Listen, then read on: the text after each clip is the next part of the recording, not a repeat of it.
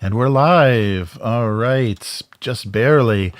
So welcome to Upturned Table. We thought we would take a look today at Daggerheart. I guess it's just out. And if you pre-ordered it, you may have a physical copy, but on DriveThruRPG, Roll20 and Demiplane.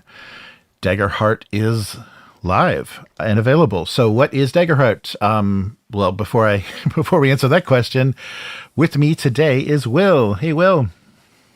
Hey, how are you guys doing? I'm good. Yeah, Matt's, I guess there's only one of you on. I'm usually used to Matt being on here too. That's right. So Matt's how are you doing specifically? Matt's lurking in the chat, and we thought we would take a look. And I thought you might be a good choice for this because you've DM'd you've DM'd some 5e, right? So you have an idea what they I've played quite a bit of it. So yeah, so you know what they might be going for here, and so. Daggerheart is Darrington Press's fantasy game, their version 5e but better, that I guess they will be using for their actual play.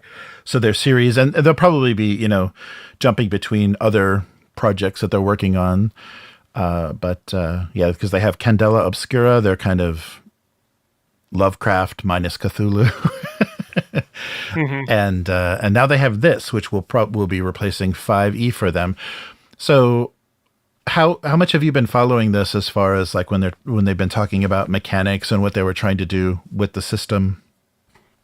I mean, I've watched a couple short videos on like the recent stuff they've had when this came out right now, talking about it. And I was interested at the beginning, and then it kind of lost me a little bit after a while just because it took so long to do stuff. And I mean, I used to watch Critical Role a bit, and I have just completely dropped off and lost interest in it. So like I haven't really had the energy behind it to pay attention to it. But it's going to be fun to look at and say all the cool things that are going on in it. It looks great. Yes. It looks great. Yeah. So the first thing that I was thinking about is they're trying to sell a product. They're trying to get people interested. What do you think of the name? The one word name, I think I have an idea what they were going for, but what do you think? How does that work for you as the name of an RPG? So I think it's weird because I feel like they're trying to make a system, and it feels like Daggerheart to me would be like a reference to a world or something. Like I feel like I think they have a setting here, kind of, but to me. Like I would have thought they would have come up with a more general like system name, and then had the Daggerheart setting, yes, or whatever it is. Yeah, right. And then that confuses me too, because again, this is why this isn't the Critical Role people doing it. It's off of their name that this is being produced, and I don't think it really is connected to like the world that their campaign's going on in or anything. So I don't think so. Right. I don't. Yeah, the name's weird. I don't quite. I mean, I'm not like I don't understand what's happening about it, but it's very not what I would expect as a name for like a thing associated with Critical Role, I guess. Yeah, the first thing that for me that this name kind of conjures is the bad, tattoo, the lost love tattoo, or mom on a little scroll, and then a heart with a dagger in it. So that's kind of weird, but I think because of how this system is working and how they're talking about we want combat plus storytelling, I think that dagger and heart, and there's a hope and a fear die, like they're trying to do these like dichotomies. So I think Daggerheart, they're trying to go for, you can fight in this game, but it's also about, relationships and emotion and whatever, so trying to come up with a word that did both things that, sounded dangerous, but also sounded, I don't know. It's odd though. I don't know, branding wise, I don't know. I feel like heart and dagger to like riff on D&D and have the Duke that would have been a better thing than Daggerheart as a single word. Yeah. I mean, with that in mind, I don't want to harp too much on it, but it doesn't quite seem to fit to me what I was expecting. But and I think you made a good point that they should have named the system and then the setting. And this sounds like, oh, this is a setting? No, this is their system, and the settings are going to have other names. So yeah, we'll see. So let's take a look. Well, first of all, let me go through because we're going to address this after we take a look at the rules. If we're still awake, if if the chat is still awake. So I bought this with from the generous affiliate credits that people have generated by using our link. So yeah, please keep using that DriveThruRPG link in the description. So that gives us a few pennies for every purchase, and it adds up so that we can do live streams like this and take a look at new releases. So this is the bundle that's available on DriveThru of Daggerheart Nexus plus the PDF. So they'll give you the PDF of the core system plus printable cards, which I guess is going to be a thing that you need. And when you purchase this, they ask you to give you the email of your Demiplane, your Nexus, Demiplane Nexus account, so that it can link it right away. So that's good. It doesn't depend on some arbitrary linking through your previous accounts. The thing I was worried is we would go to do this stream, I would buy this, and then it wouldn't link and we'd have nothing to look at. But it did seem to work. It did seem to work. So yeah, so that's available. They're available separately for $35, together as a bundle for $45. It's still a little bit pricey, but as we'll see, it looks like this is the way that you play it in Roll20, because the integration in Roll20 for Daggerheart is all through Demiplane Nexus. So yeah, here, this is just my page. This is the Roll20 page. Let's go to the next page. That's not just okay. So here it is in Demiplane. This is the Daggerheart. So this gets unlocked, and you don't have to. There's no price anymore, no buy button. It just goes to the view source. And then once you click on view source, you get their implementation. So it actually looks pretty good. So Demiplane is available. So I guess Daggerheart Nexus, I should say. Demiplane is the platform. Daggerheart Nexus is available on their website, and then also on the mobile app, which I think is probably just a way to look at the website. But it looks like pretty much a searchable, well laid out version of the rulebook. And we'll take a look at the differences here, because you'll have the menu here to search everything. And what the Nexus content is going to give you is not only the searchable rules, but character creation. So there'll be a character sheet in here, so you can build a character in Nexus and then import it into Roll20. We may give that a try and see how well that was implemented. But let's go back to the PDF. So this is just the PDF. So let's see how similar the layout is. Yeah, so almost suggesting a heart, almost suggesting a bad tattoo. I bet the first versions of that little icon were a little too bad tattoo, so they had to abstract it a little bit. It's just magic. Well, there's no heart.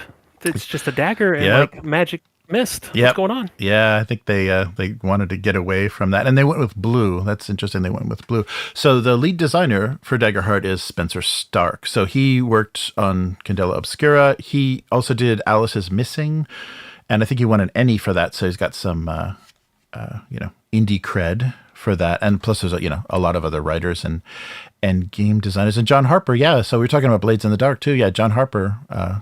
And Matt Mercer himself contributed, as well as Mike Underwood. So everybody's contributing here. Lots of credits. So yeah, the art so far is very just okay. Sorry, here's all the artists. I'm sorry, I just called this huge list of people just okay. So apologies, but I'm thinking that's what we're gonna see. So yeah, and here's their table of contents. So it looks like having spun through it real quick, the art looks consistent. So that's something I know in the first 5th edition book of D&D, different comparison.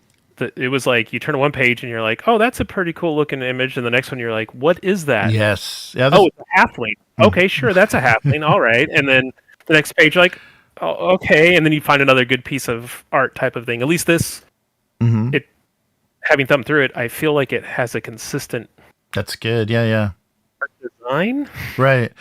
And I think we've gotten spoiled because, the maybe with digital art assets, it's been easier to just have one artist, do the illustrations for a small, for an entire like indie RPG. So you have this nice consistent style of everything inside, but that is very different from the days of just whoever could draw anything and kind of putting it together. And also, artists with very wildly different styles on the inside of like very early RPG books. Yeah. So I think, they went for a consistency, and it's kind of, but hopefully it won't be dwarves baking scones, but it will probably be a little sweet, in its presentation. Yeah. I'm just guessing. All right. So welcome to Daggerheart. So a collaborative fantasy roleplay game of incredible magic and heroic adventure. So yeah, they're not going. Oh, and so what is a role-playing game? Anything out of the ordinary. Yeah, they're introducing themselves. Like if you took Daggerheart out, you could be introducing 5e. I think the same way. Well, I think that's the general. I mean, not to jump too far ahead in what we're doing. This feels like, the contemporary, the little bit I've seen of it, the contemporary like 5e universe, right? There's like a 24 random. I don't know if there's that many, but there's a ton of different playable. Not races. Backgrounds, whatever it's called, right. But it's like you're a fish man, you're a rabbit man, you're a bird woman, you're a this, you're that. Like it's just all these sentient kind of animal races seems to be their thing. So it has very much that like metropolitan fantasy race feel. Yeah, is the only thing that I've gotten from looking at it. Is it just feels like it's there's all these different people that are all have all these different looks, but they're just people with right. Like Star Trek style, right? It's people with horns on their head. It's people with pointy ears. It's people with dog snips. Yeah, I heard that that criticism of 5e, somebody calling it like the Muppet Show. It's like that's what it looks like. The party is just like Muppets now because everyone is like so wildly different. They all come from such wildly differing backgrounds. It has that. So I think they're leaning into that. Yeah, just everybody being the same but different. Well, yeah, and I think that's what like gets me with it is because I like the idea of the options in a way, but the fact that it's a very I guess like current social way to look at things. We're like, look at all these different people, but they're all exactly the same, and there's no differences between them, but except for how they look. But that doesn't matter because they're all exactly the same. Like it has a very weird thing, like the elves and dwarves and stuff don't really seem to function the way you think they were. Like I watched the video of them making a character, and they're like, let's pick a giant. Cool. And then they immediately, okay, now assign your stats. And they're like, he has a high like agility and a high like finesse and a low strength. And I'm like, that's not what a giant would be. Like, why did you pick giant? And he's like a sneaky thief. And I'm like, I don't understand like what you're doing here. And that's literally the Matt Mercer video of him making a character for the game is him making a giant thief that's agile and quick and and stealthy. And I'm like what. And it just gets back to like even the peas with 5th edition and everything else, dude. It's like I remember when you picked an elf, and there was like elves. You could be. I'm good with like anyone can be. Like the fact they made it so dwarves can cast magic. That's fine. I mean, I'm also fine with dwarves not being able to cast magic. But you shouldn't make it to the point, which is where I feel this is going, and where 5th edition went, where it's like, well, we don't want to limit you, so no one has any negatives, and let's let you pick your bonuses, and then. The difference between being a dwarf and an elf is basically just a shirt you're wearing that says I'm a dwarf and I'm an elf, right? And it's like I don't get the like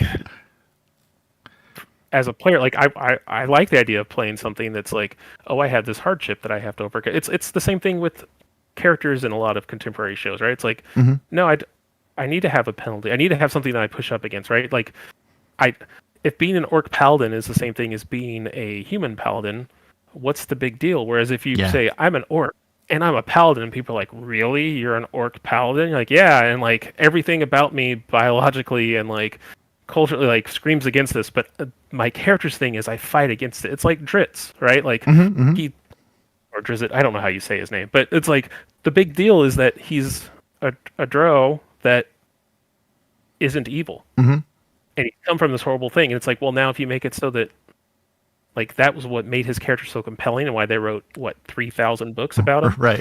If you take that away, what's the if it's just like it's just he knew some not nice people, and there was like it's not that the Drow societies like it's a small thing, and like they can be good and it's not a big deal. It's like, well, but it's a cultural thing. I don't know. This is me ranting, but it's having not read too much into this, but the little bit I've seen, it feels very much of the you're just all people. It's Muppets. You're all in mascot outfits. Like you're just like you're right.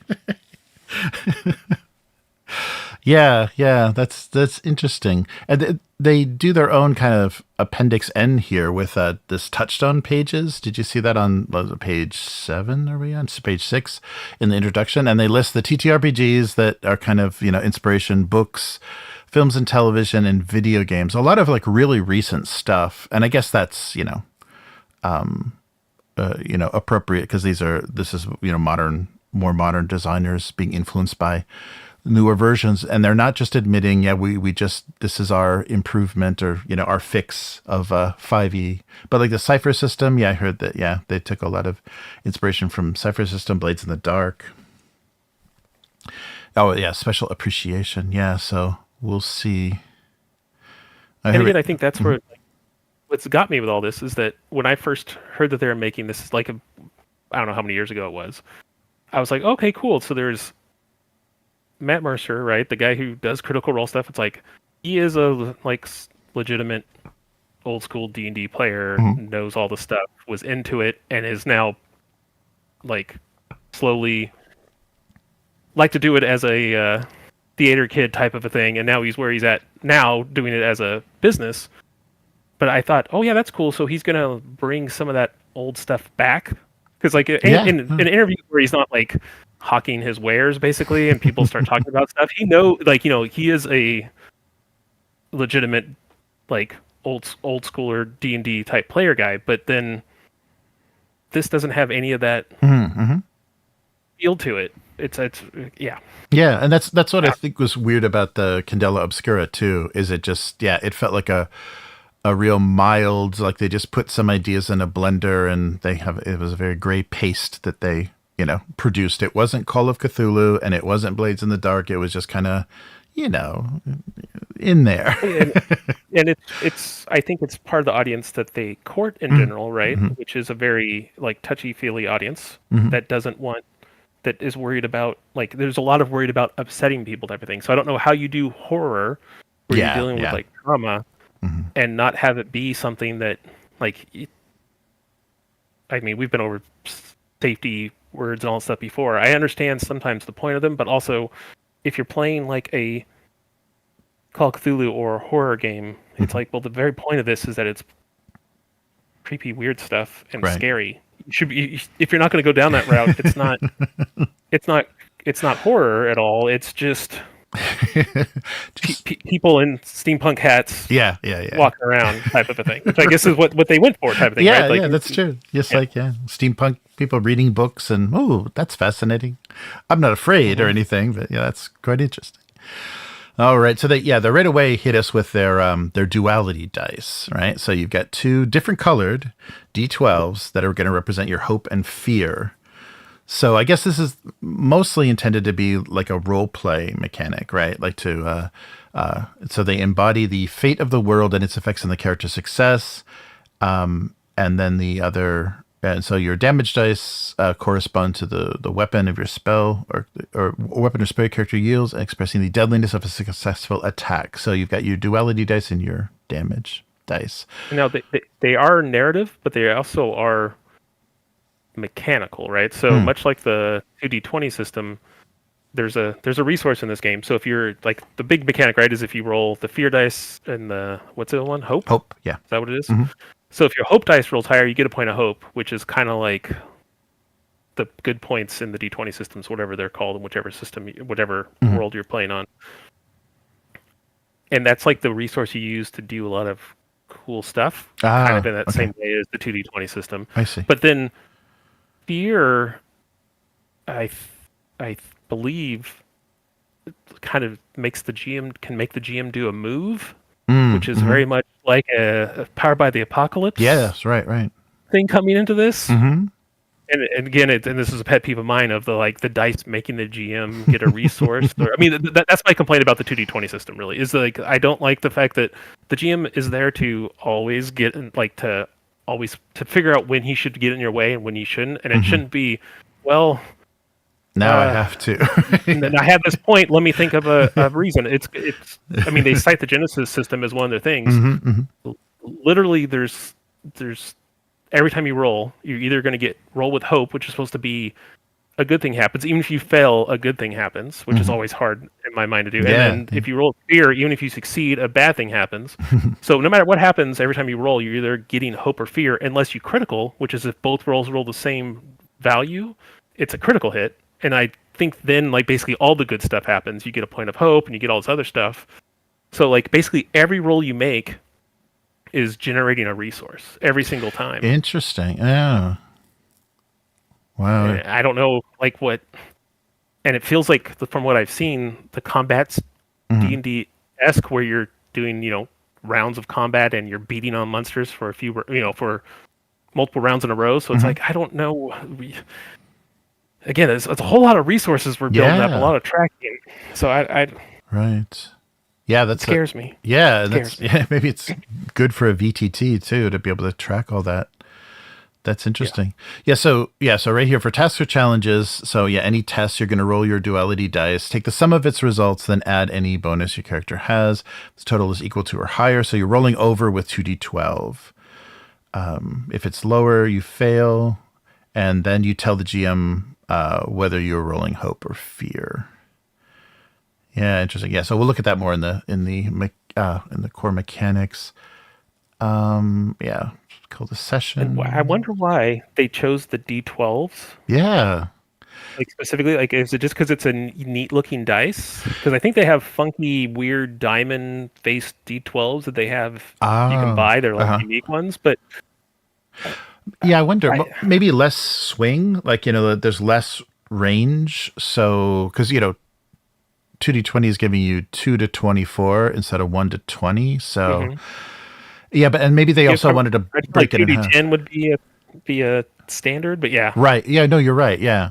No, that's true. I wonder what was appealing about that, and we'll see if that might come up in the math or the core mechanics. Like, oh, okay, that's why they wanted a little bit more to work with than 1 through 10. So yeah, make sure you're having fun. Oh, and getting consent. That's right. Consent and fun is what we're all about. Yeah, so the layout is very similar. So it looks like Nexus does present the book very similar. This looks like the same exact layout from the Nexus version. So that's nice. It's not, and I think why Roll20 decided to let all the resources exist in Nexus and not do some weird, documentation in Roll20 is because they can present stuff so much better. Roll20 stuff, rules and core rules and stuff look terrible. So yeah, I think they're taking advantage of the more polish. So you get 2 to 5 players, a game master, your game dice. So you're still going to need everything. You're going to need D4 through D100. We'll do all the damage. They replaced the D20 roll of D&D with the hope fear dice roll. Otherwise, it's all you're still doing stuff. Damage and stuff works a little bit different, but we can get into that when we get there. Yes. Yes, and tokens. Yeah, so you need to keep track of all that good stuff. All that stuff you're generating, and cards. And that was the thing. That was the first thing that I saw about Daggerheart is they were creating a character and they had a character sheet and they're just laying cards in these slots on a sheet. And I was like, wow. And it looks like actually 5e stole that. The 5e revision starter set, like the most recent starter set for 5e is really card heavy. And they explain everything, showing you the shape of the polyhedral die that you roll. Roll one of these, and that's your damage. Like they make it like super super simplified, but they did steal the card thing. So you're laying out your gear and your class and everything as cards. So I guess cards are the new hotness. And again, I think it's the audience you're going for, right? It's like, which is interesting, is this does seem like a crunchier system than I thought they were going to do. Yeah, but they're still courting the same audience, which is we're all just a bunch of, like, our characters are just a bunch of goofy 20-somethings on a wild zany adventure, hanging out and drinking and going on shopping sprees, right? That's like that's the audience that I think like they're shooting for. So it's interesting that they still kept all the more to me in some ways more crunchy than D combat. But then the smart thing they did is basically and I realize people might not have a good opinion on it, but the cards are basically, it's the stuff that you have in 5e where it's like, as a paladin can do this, blah, blah, blah, blah, blah, blah. Instead of it being a rule, they just put that or in the book, they put it on a card, which makes sense from a, like, sit down and play. Like, if you're going to have all these little fiddly rules and everyone's going to have a growing suite of abilities. Yes. Having a card makes sense. In fact, they may have done that even. I mean, I know they have spell cards. I even have some of those for me before I decided it was too expensive to keep going. But I think they've at some point had like feats and stuff like that too on cards, which I just don't think people really bought. But I mean, if you're going to have these multi-paragraph abilities, I guess cards is the way to go. And it feels like, and I don't know how much I'm bearing the lead here, but I think you kind of pick a loadout. So when you can get multiples of these cards as you level up, but you only go into the field with so many of them. So like on the rests, you can swap out one card you have for another one. Which I mean, I think tactically and like mechanically seems neat, but from a like narrative role playing thing of being like, oh, we took a nap, I forgot how to do this. And now, like, I no longer can shield bash. Now I can, do this double strike ability. It's like, because you took a nap that you swapped out doesn't jive for me. But like from a if you're doing the combat as a tactical, like, war game idea, it's cool. Yeah, but I don't know from a role playing standpoint if it works to me. No, that's a very good point. All right, they do their player principles. I think this will tell us a little bit about their intentions. Be a fan of your character and their journey. Spotlight your friends. Address the characters and address the players. Build the world together. Play to find out and hold on gently. Ooh, okay, that sounds very improv-y. Yes, so hold on gently. Improvisational storytelling isn't always perfect, and that's okay. Hold on gently to the fiction, enough that you don't lose the pieces that matter, but not so tightly that the narrative has no room to breathe. I see. Yes, a table for all, inclusion. And they got their separate session 0 and safety tools chapter in here as well. Look at that wise old white tiger. All right, so world overview. So preparing for your adventure. So they're basically going to talk about doing your own world building, or basically their core realms. I see. So for world building, they've got their the mortal realm, the Hallows, which are the deific territories of the forgotten gods, the circles below, which are more fallen gods, so kind of their hells, and the realms beyond, which are elemental lands, the astral planes. All right, so it's using the same. I mean, it's a generic cosmology in general, but it's using the same basic D&D cosmology. Yes, but not calling it the heavens and the hells and the elemental chaos, whatever it is. Right. Yeah. Sense. Yeah, and so here's some of their cards. Yeah, so their spells and abilities. Yeah, wow, it looks like these are something you could open from foil packs and get I get the special prismatic foil edition. I can't believe they didn't. Well, they may, depending on the success of this, they may turn it into that. If you show up at our booth at Gen Con, you can get your own foil super power. Or limited edition spells that only people who go to certain things or characters can ever cast. Right. I went to Gen Con, so I can cast Prismatic Bolt. Yeah. That's crazy. Flavoring your game. Oh yeah, here character creation. So have a session 0. And they'll do so here we'll go through their character creation. So choose your class and then a subclass. So their classes are Bard, Druid, Guardian, and Ranger. Rogue, Seraph, Sorcerer. Wow, geez. Warrior, Wizard. Wow, that's more than I was expecting. So do we need that many? What is that, 10? Do we need that many? No, not 10. Yeah, no, it's 8. Yeah, it looks like 8. And I think it's because they started with a way that all the characters work, and then because of how they built it, mathematically they had to make this many characters, I think. Right. Yeah, that makes sense. I think all the classes are. I know. I keep jumping ahead because I read a little bit, but it's like all the classes are supposed to be like 2 kind of aspects mashed together. Yes, right. So I think mathematically they. Maybe I'm wrong. Maybe there's some combinations they didn't have, but it felt like that's kind of what they're doing. Like, well, we need to have we already have a guardian, but we need a warrior because we have these 2 things, and we need to mash them together and make a class. So let's make that work. Yeah, interesting. And it's interesting that they stayed away from cleric, priest, paladin, and just kind of made them a little more generic. And I guess so it doesn't specifically say Western, Judeo-Christian or Eastern. You can kind of generically do it. But so Seraph seems weird to me as a class type. Yeah, that's true. Especially since you have Druid. Yeah, so, yeah. Yeah, I wonder, and I guess they just wanted to get wings in there somewhere. But that is very, very interesting. And they're already, from some of the art, they're kind of saying, this background or this whatever heritage, whatever their word they're using, kind of would make sense to do this. Yeah, so Bard is a singer or a writer, or I guess Troubadour or wordsmith, wordsmith, the troubadour, wordsmith. Druids are elemental or renewal, so you're a healer. So guardian is stalwart, so I guess tanky, and vengeance, which is probably damagey. Interesting. Ranger is beastbound or wayfinder.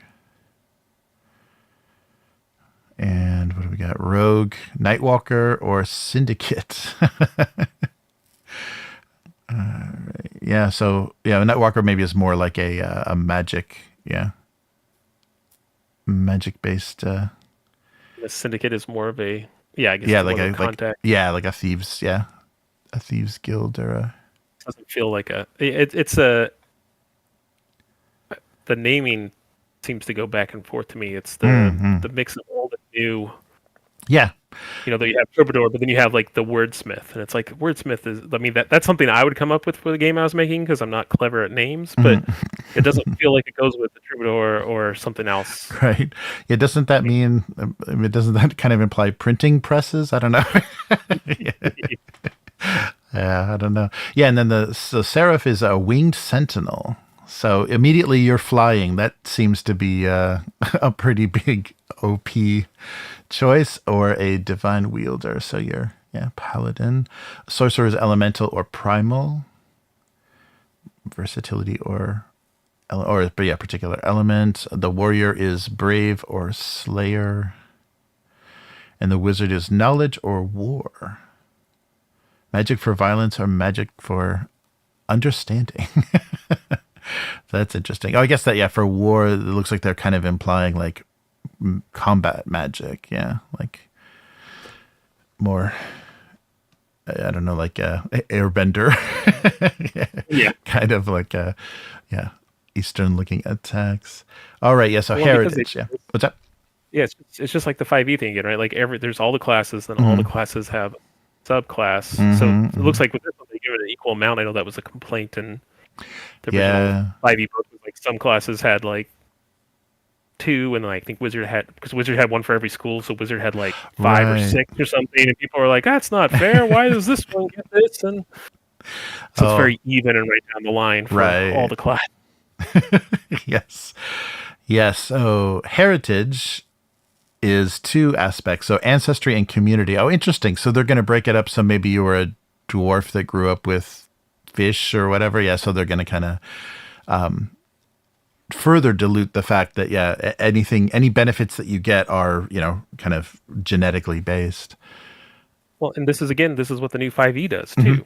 Like the new 5e took the 2024 version, whatever it is, basically did the same thing. Whereas originally, you picked a human, and then there was a background, but the background was like, oh, I was a farmer, and that was kind of what you said. Then they attached stats and more stuff to your backgrounds. Yeah. In the new 5e, which I'm wondering again if which came first here, chicken or the egg of them or 5e kind of a thing. But it's I understand it on some level, and I always feel like there should be a tangible difference between a giant and a there's somewhere in here there's like a 3 foot tall like rabbit race, and then there's also the giant. I feel like those should have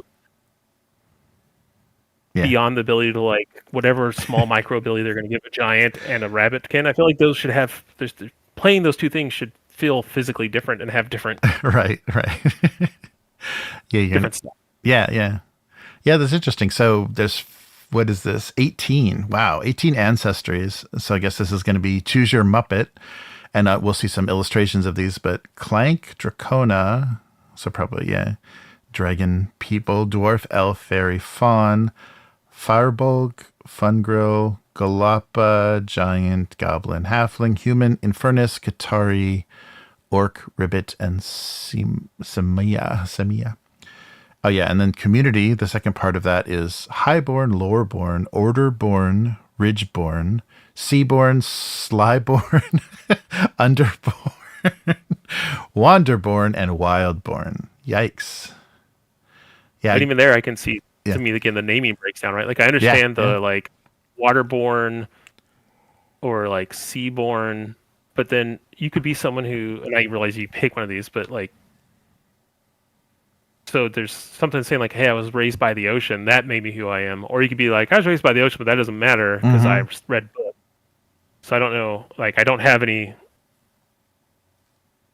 Yeah. I don't know. It's a weird thing to like how these pick out again and divide, but not as far as I feel like they could. But I don't know. Maybe when we get into a little bit more, they'll make more sense. Yeah, it's interesting. So they're going step by step through here. So they're talking about writing on your character sheet, but for community, they're talking about take the card for one of the following communities. That's interesting. Yeah, that's the first. Oh no, take the card for one of your ancestries. Yeah, so there's an ancestry card and a community card. So that probably has the mechanical benefits of those choices.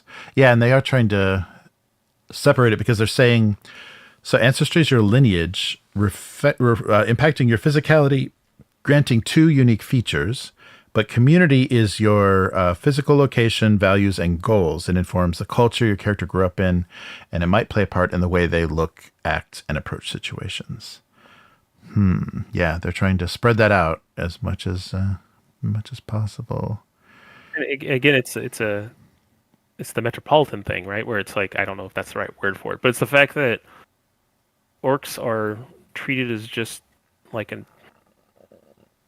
not even an ethnicity. They're treated like race. They're like in terms of humans, like they're just it's just a cosmetic thing about you that doesn't really change who you are as a person, which is true about races among humans and the human race, but it's not true when you're talking about alien creatures that are like different and completely different things. Like someone who's a mushroom, which I think is what the fun girl is a mushroom, and a human, feel like they should have like the psychology should be different. There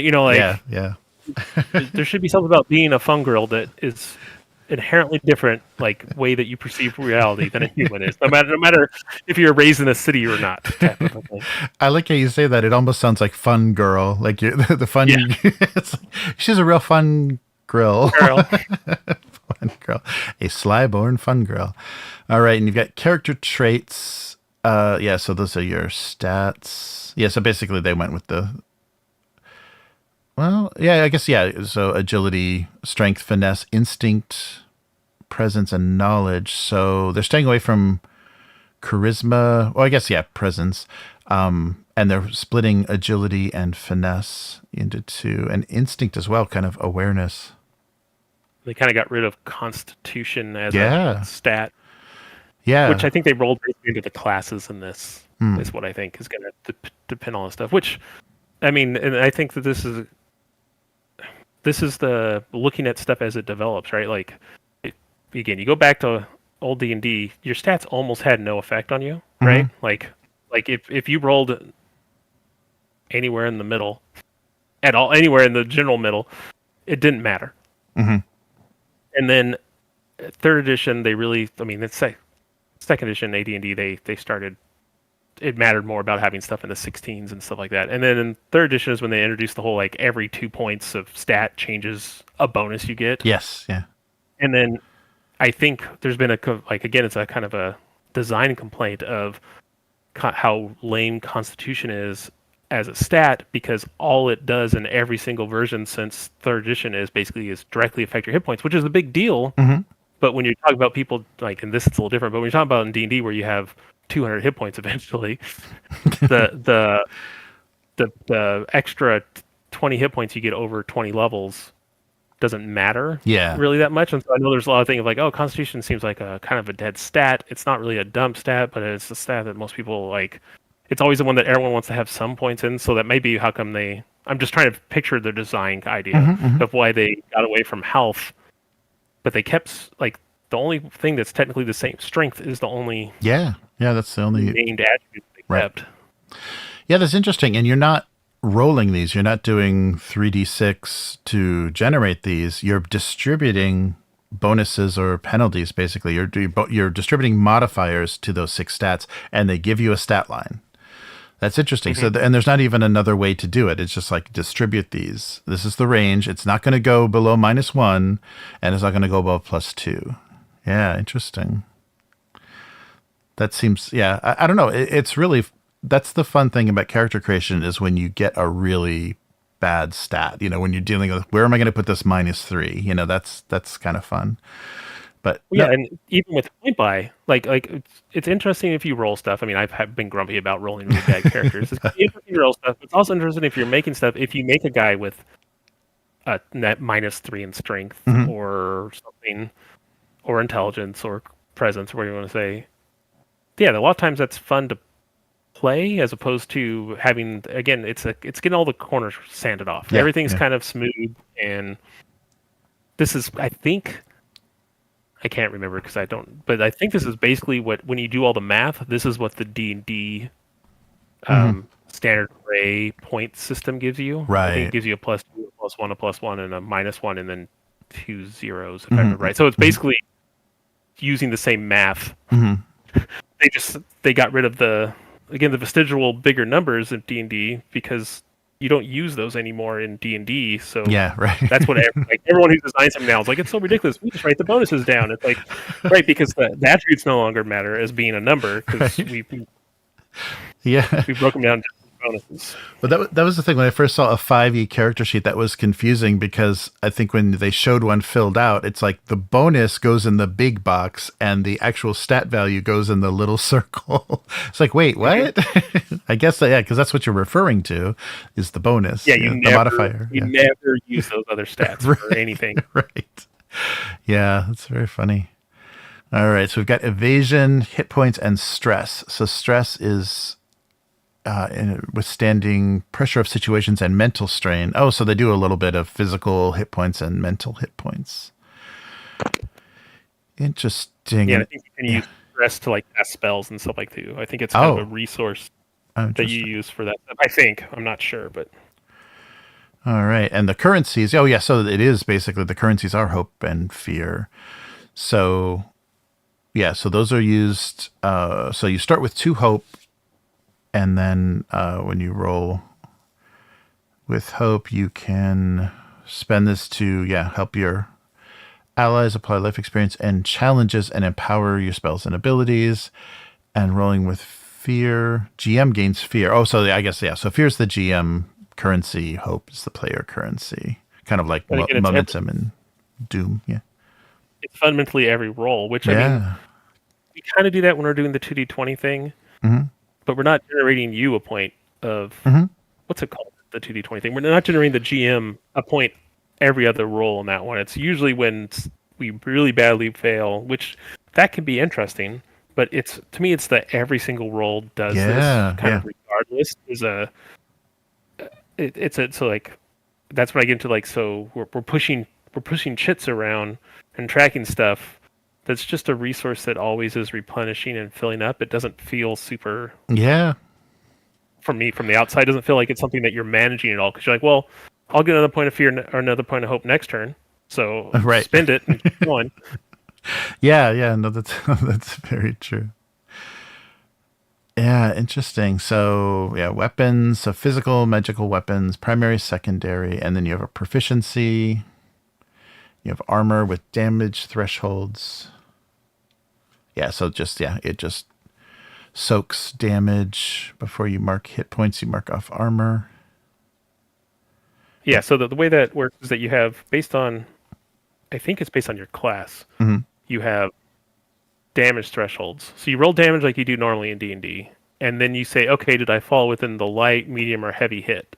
Oh, okay. And a light hit does 1 real damage, a medium hit does 2 damage, and a heavy hit does 3 damage. And then armor, you have so many points of armor, and you can spend one of those to degrade the category of damage you're taking by 1, I think. Okay. Interesting. Which is, again, it's interesting, but it's way, like, I mean, That's they pitch it as, no map. You just look at this. Like, you never have to subtract hit points, is what they're trying to sell it. Right, It's like, but you're doing all this stuff, and then you're looking at this chart, and then you're picking a spot, and then you could choose to pay a point to reduce the damage. To me, it feels more convoluted, not easier, which is how I feel about a lot of the storytelling based role playing games. I feel like they get almost more complicated than, like, I feel like hit points in an armor class, you can change those around to some other target, but a target number in an armor class and a hit point seems like way easier to me than, like, you have this rating and then you compare it on this chart and then you spend a point. You can do, like, like light armor gives you 3 points, something like that, and heavy armor gives you 5 points. So this is how many times you can choose to degrade a point of damage you take by 1 type of a thing. So it seems complicated and makes it more video gamey, which I guess is maybe what they're going for here too. Yeah, that might be. Yeah, they have severe to major, major to minor, minor to none, using your armor points. Oh, and everybody, let's see. Yeah, starting inventory, which include the following. Yes, you get a torch, 50 feet of rope, basic supplies, a handful of gold, a minor healing potion. You start out with a potion, and an either option on your character class. All right, and then your background. So you have answering background questions in your character guide. Oh, wow. Wow, that's what... that was weird when I made the account in Demiplane. That's the exact same thing it did. It said, adjust these sliders, telling us what, what mechanics you like in games, like puzzle solving, combat. Like, it was weird. So I guess everybody wants to give you a survey. All right. So create experiences. You start with 2 experiences, a character creation, each with a +2 modifier. Oh, so maybe those are kind of role play. I call on my experience to give me a +2.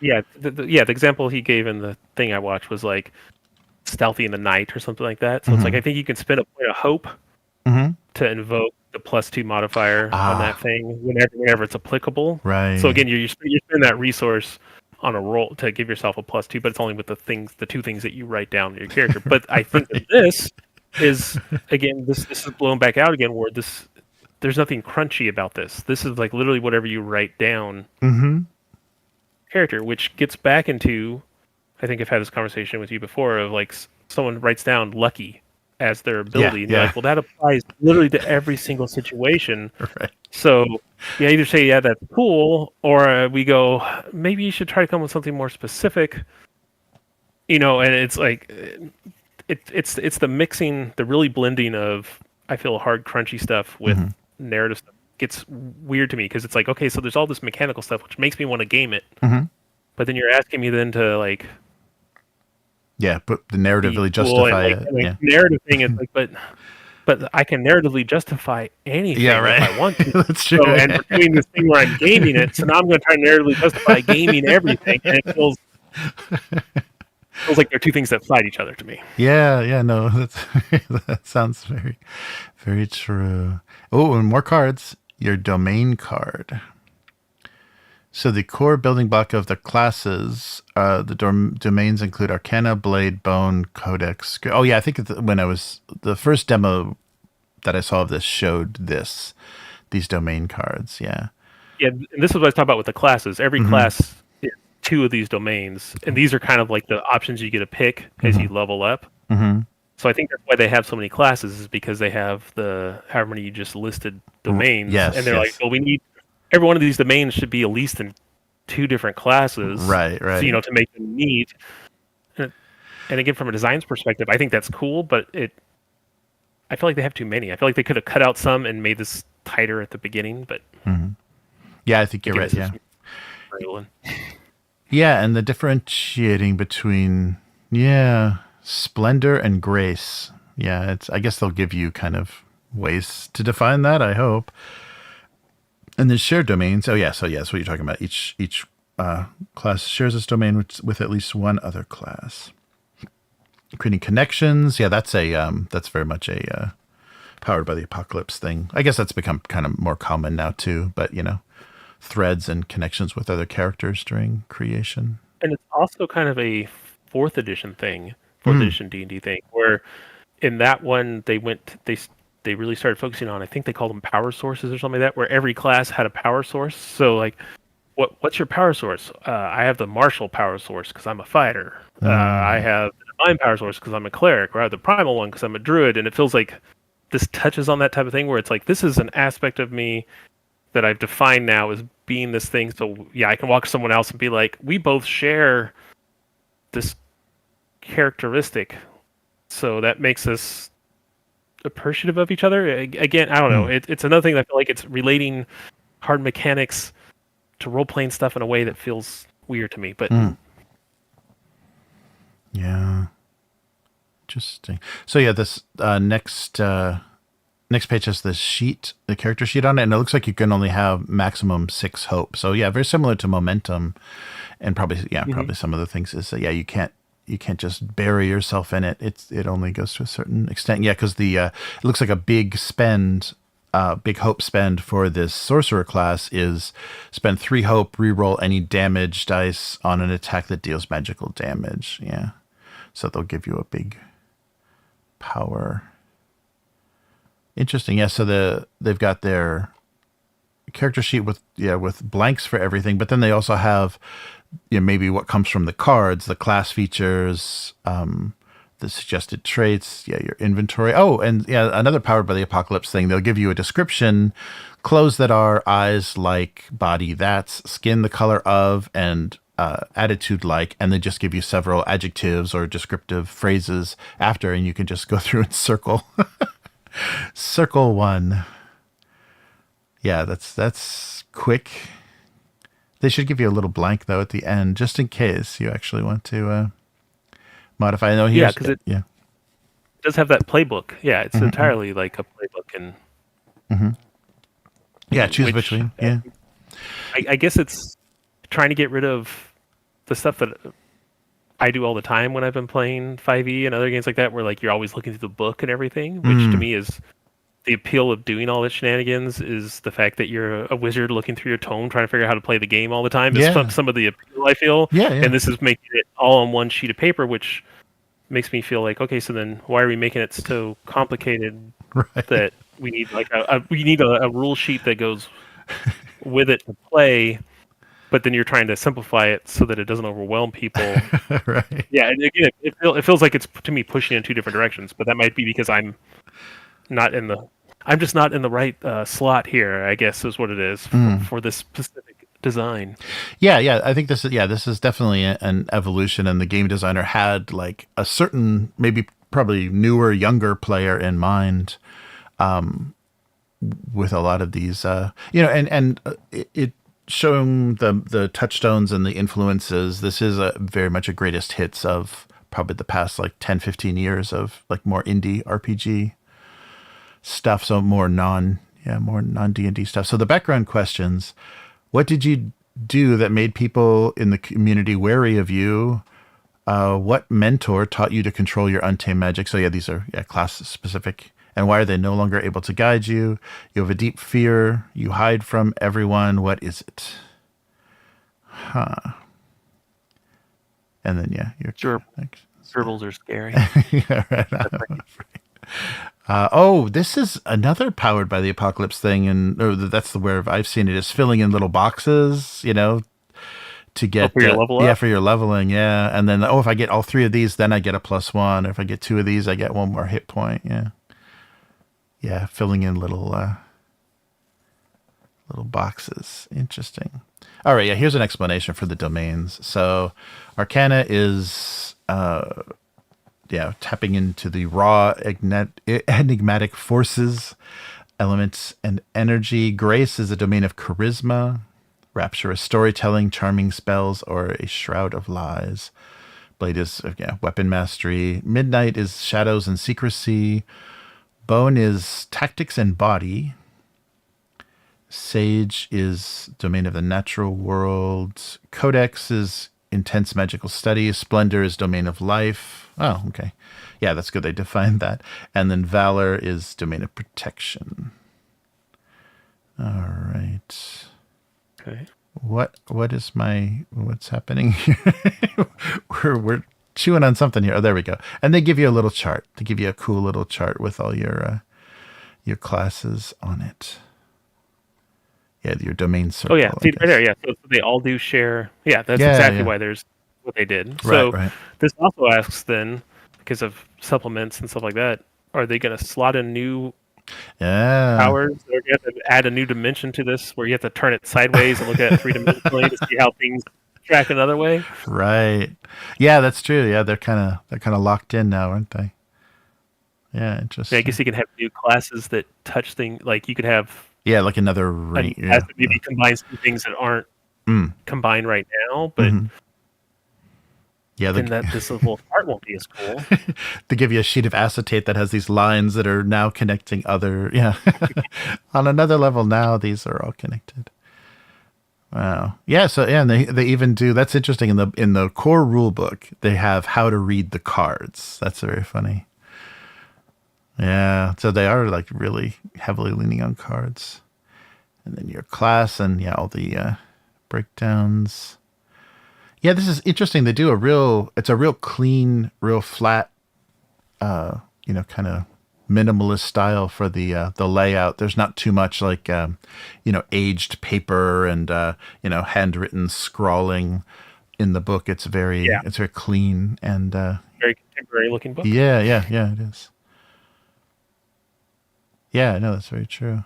So we'll just just scroll through. Oh yeah, and each of them have different background questions. So it looks like it's in the book and on the cards. So if 2 people are the same whatever, then one can look in the book and one can look on the card. I guess it's they help you out a little bit. Yeah, so interesting. Yeah, and some of the I'm more interested in kind of these weird character, or these creature types. Their species in here look a little crazy. Oh, this is what is this for? This is for your beast form. Oh wow, for the druid beast forms. There's many tiers. Which they have the robot man as the nature guy. Right. Wacky combos. Just because you don't want to put anyone in a box. Yep. So a robot is natural. Druids and giants can be sneaky little thieves. Right. And yes, giants can be agile little tricksters. Interesting. I think it's all tiered up. Yeah, so it looks like the Nexus presentation looks very similar to this, and I think maybe that's why they decided to do it that way, keep it nice and clean, and just. It's presented in the book, the PDF, and on an online, very similar way. Yeah, you're right about the art too. Very consistent in the presentation. It all has that kind of digital painted Nothing is too variants, but nothing too out of the box. Yeah, and I guess that also with the range of non-human looking, characters with like anthropomorphic animal characters, that also like spreads out the racial thing where they don't have to do, diversity of elves and dwarves and everything as much. They don't have to push that so hard. The book is diverse because there's kitty people and frog people and mushroom people. Yeah. Monkey people, apparently. And monkey people. That's going to cause problems, right? No, that'll be fine. What could possibly go wrong? Yeah, interesting. And they're not. It looks like they are from the art. There's some kind of iconic looking like. I'm still I keep forgetting the race. I'm calling it race. It's not race, but the kind of race class combos. It seems like there are kind of some classic looking combos, but like you said, they're kind of going against the expectations there. They're trying to flip it a little bit. Well, and again, it's the contemporary. I know I keep saying that metropolitan thing. Like it's just the setting is just everything here exists. It's all there all the time type of a thing. And I think that like the last time I ran a D&D 5e game, we sat down. I said, "Okay, guys, what are the two dominant good races on this planet? I don't care what you guys pick. And they're like, we're gonna do dwarves, and I forget what the other thing was, but it's like dwarves were the dominant race on the side. But that makes sense to me that there's like a sentient race, and maybe it's fantasy, so we'll make a second sentient race. So, if on a planet how does this work? Because I don't think they don't have. I don't know if they address it all in this. Like with D&D, right? They got rid of all the half races type of a thing, where you can no longer be a half elf or whatever it is. But they still imply that that everyone can breed with everybody. It's just you always come out fundamentally as entirely one thing, no matter who your parents are, type of thing. It's kind of how they try to hand wave that of being like, you can say that your parents were a human and an elf, but you're just going to choose human or elf as your result mechanically, type of a thing. I wonder if they're going the same way with this. This is what the lore is, that you can frog and fungus people can have a baby together. It's either going to be a frog or a fungus person. Yeah, right. Yeah, the what Lady and the Tramp logic, where half of them are one breed, half of them are the girls are the breed of the mother, and the boys are the breed of the father. Yeah. Dog-wise, yeah. Right as you were saying that, ancestry. So ancestry has two ancestry features, but if you would like to make a character who combines more than one ancestry, mixed ancestries on 71. So we'll see what they did with that in about 20 pages. I'm not comfortable with these mushroom people. They're really unpleasant looking. Yeah, I don't know what the deal is. Well, they have mushroom fingertips. Yeah, that can't work very well. All right, so clanks are the robots, and they are they're mechanical, metal, wood, or stone. So some type of horrible golem. Dracona are your dragon folk. Your dwarves are your dwarves. And your elves are your elves. Yeah. They're tall elves. Tall elves and short dwarves and chunky dwarves too. I guess some of them are a little muscular. Oh, but bearded women with kind of mutton chops. That's working. Look at those. Yeah. So dwarf wise, they're all in the facial hair there. Fairies, really tiny. Do they give a size? Two. You could be a 5-foot fairy, 2 to 5 feet. It says some fairies grow to 7 feet tall. You're a giant fairy. Your wings physically don't do much, but or they create such a drag, such a wind drag. Like everybody is all their weapons are blown out of their hands just for you to try to get airborne. Yeah, interesting. Yeah, nope. Fairies aren't tiny. They are not small. Do not think small fairies. I think small fairies. fawns. So this is kind of their everybody's favorite demonic race, or do they do a demonic race? I think they have like a tiefling or demon. Oh, race a tiefling. too, That's what I'm thinking of. Okay, at least you get the horns with the fawn. Oh yeah, Firebolt is bovine. Ooh, okay, bovine humans. I feel like this is a current 5e holdover, right? Because if you look at like the Furbolg, like in the dungeon in the monster manual, it was like a big Nordic man in the old D&D stuff. Right. And then in the 5th edition, they like had them, and they're these they look like this. They have like kind of droopy ears and stuff. So I don't know if I'm getting my wires crossed and don't know where this is. I don't know which one is lore accurate or whatever it is, but like this, I think, is the current version of how they look. Yeah. As opposed to before this, there are guys in like berserker guys with kilts or whatever it was the previous rendition of them, which is interesting. That's funny. Oh yeah, and they just broke kind of a design thing. Just what I was saying is everything was very clean and like nice clean columns and boxes and things.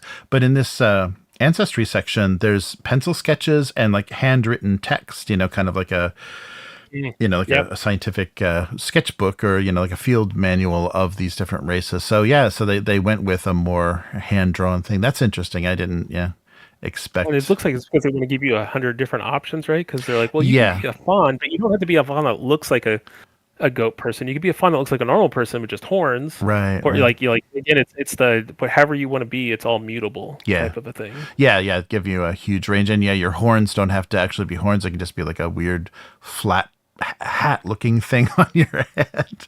Yeah. Oh, here we go. Yikes. Okay. Yeah, these guys are out of control. I'm banning them from all of our Daggerheart games. Usually I like fungus. I like the fun girls. I'm a real fan of fun girls, but fun girls are really creeping me out. But there's an adult fun girl, there's a young fun girl, and there's an older fun girl right there. Yeah, they're all right there. Wow, interesting. I mean, it design-wise, you can have a lot of fun with like imagining what disgusting, growths this character is dealing with. But yeah, wow.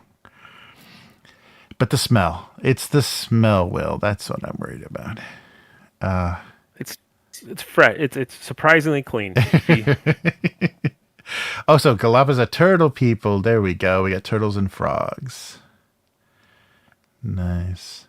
Yeah, that's interesting too, like incorporating anthropomorphic animals, because so many cultures have, folk tales and stories specifically based on, the animals in their region. So you could end up like, treading into like Asian or African, kind of folklore and things with your choices. And that'd be good inspiration. But yeah, it's going to get wacky. Well, I feel like that's what it's the curse of the standing off the edges thing. I think that I'm surprised they called the fawn. They don't call it like a goat tin or something. Like I feel like a lot of the stuff they're referencing other things, but then they genericize it and take all the trappings that make it whatever culture, whatever it was from, and then make it it's just a generic turtle man. Yeah. Which can look like any type of turtle you can imagine. Right. Now, any size.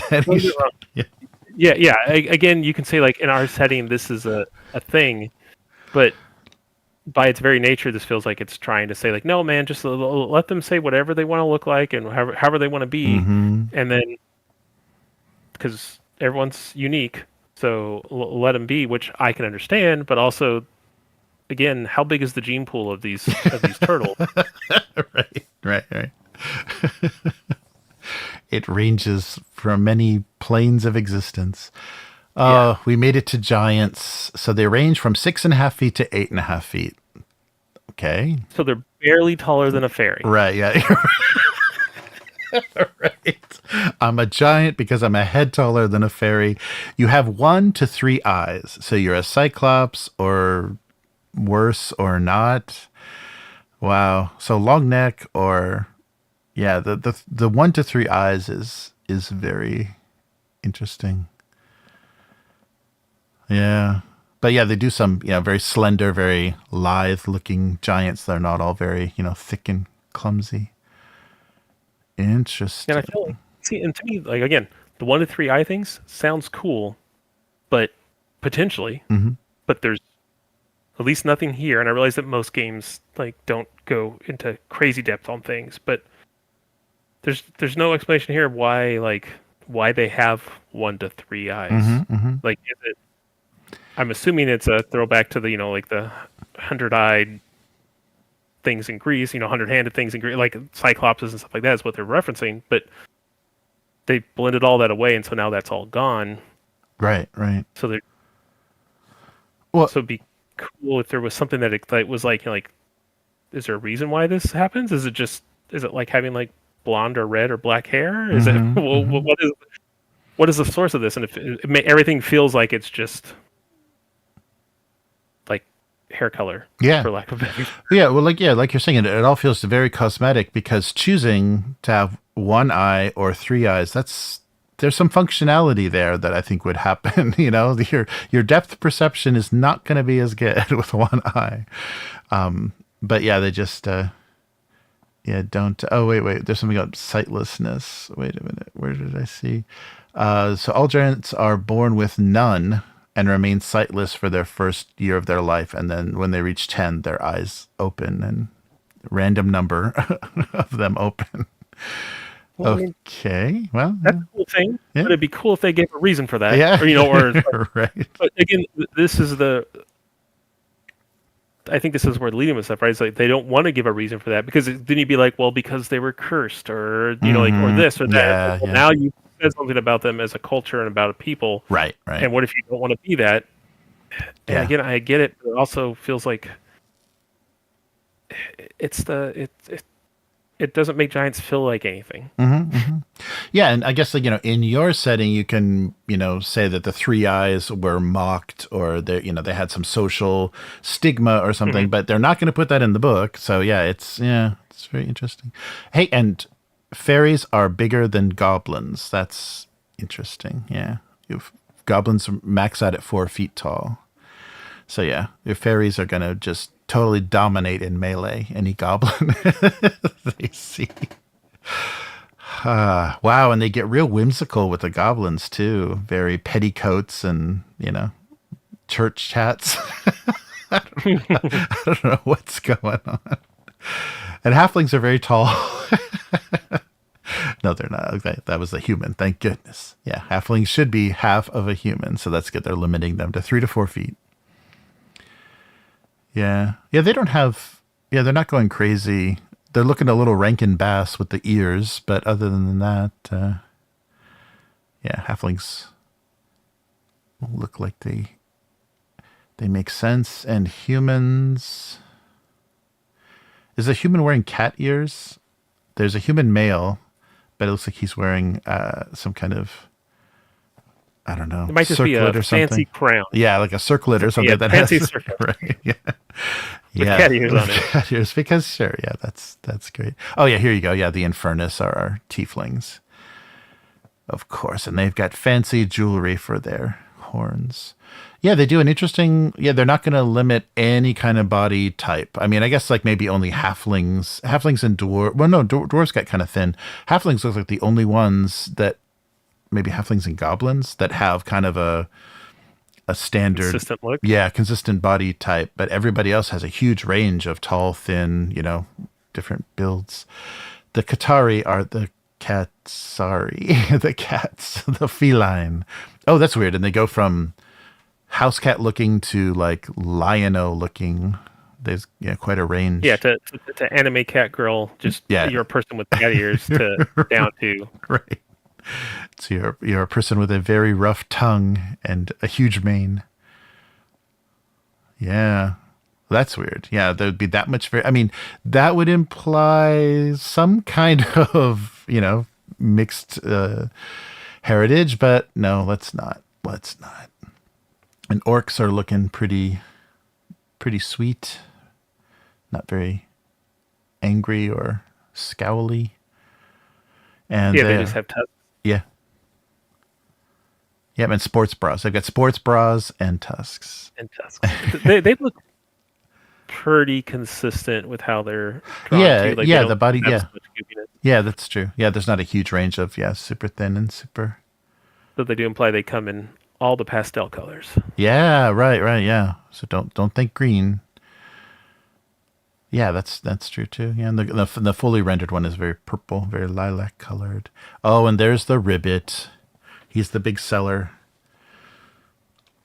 But again, you get this range of builds on frogs. That's funny. I guess because it's going to have to include tree frogs and toads, and yeah, they're going to broaden this out to everything. Well, like all that stuff can be cool. Like, is it Forbidden Lands that like the Wolfkin? Mm-hmm.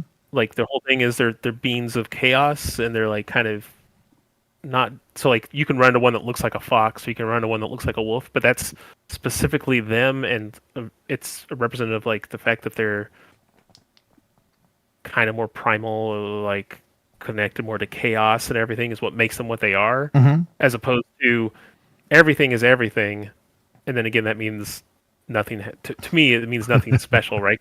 Right? Like everyone's, I feel, is just trying to top. Well, I have 5 eyes and 3 horns. Well, then I have I have no eyes and 7 horns. You know, like it feels like you're just continuously trying to make yourself look. Yeah. Just different. I guess. Just be as I want to make a unique looking character. Yeah, and instead of like giving them these ancestries a name like orc or elf or whatever, it should be orc like, elf like, reminiscent of, may remind somebody of. Yeah, because if they're not going to give any culture or anything, it's just going to be something that looks like a frog is a ribbit, and something that looks like a cat is a Qatari. Oh, and here's the monkeys. You know it. Yeah, and this is a pretty interesting variation too, because of course, like, you know, apes and monkeys is a huge range, you know, all over geographically. So you've got gorillas, orangutans, like little tiny tree monkeys, baboons. So a huge range of anthropomorphic monkeys and apes, 2 to 6 feet tall. Some are pirates, some are thieves. The rest are magic users. Well, see, and like look at like that very top sketch. It shows a simian hanging from a vine, shooting a bow and arrow with its feet. Yep. And that sounds cool. But and I realize that it's a narrative thing. But there's all sorts of mechanics in this game. Like there's mechanics in this for making me good at climbing and giving me an evasion ability that's based on being a simian. Yeah. But yeah, you could wield. I want to shoot a bow and arrow with my feet. That's just something I say I do. Yeah, my turtle does that as well. So I mean, you're not special. Yeah, yeah, exactly. Or my ribbit, or whatever it is. Right. Oh, here we go. Okay, so finally we made it. Mixed ancestry. So families within the world of Daggerheart are unique, as are the people and cultures that inhabit it. Anyone's appearance and skill set can be shaped by blood, magic, proximity, and a variety of other factors. So if you want to do mixed ancestry, determine the ancestry combination. Don't make it too rapey. They didn't say that, but that's probably what's implied. Write down how the character identifies in that heritage. On your sheet, for example, it could be a goblin orc, or it could be or an orc goblin. Yeah, it's aquamarine or green blue, blue green. And then choose your ancestry. So work with the GM to pick 2 features from I guess you'll have 4, right? So the first feature will be the one from one, and the other will be from the second. Yeah. So you're just doing the greatest hits. Wow.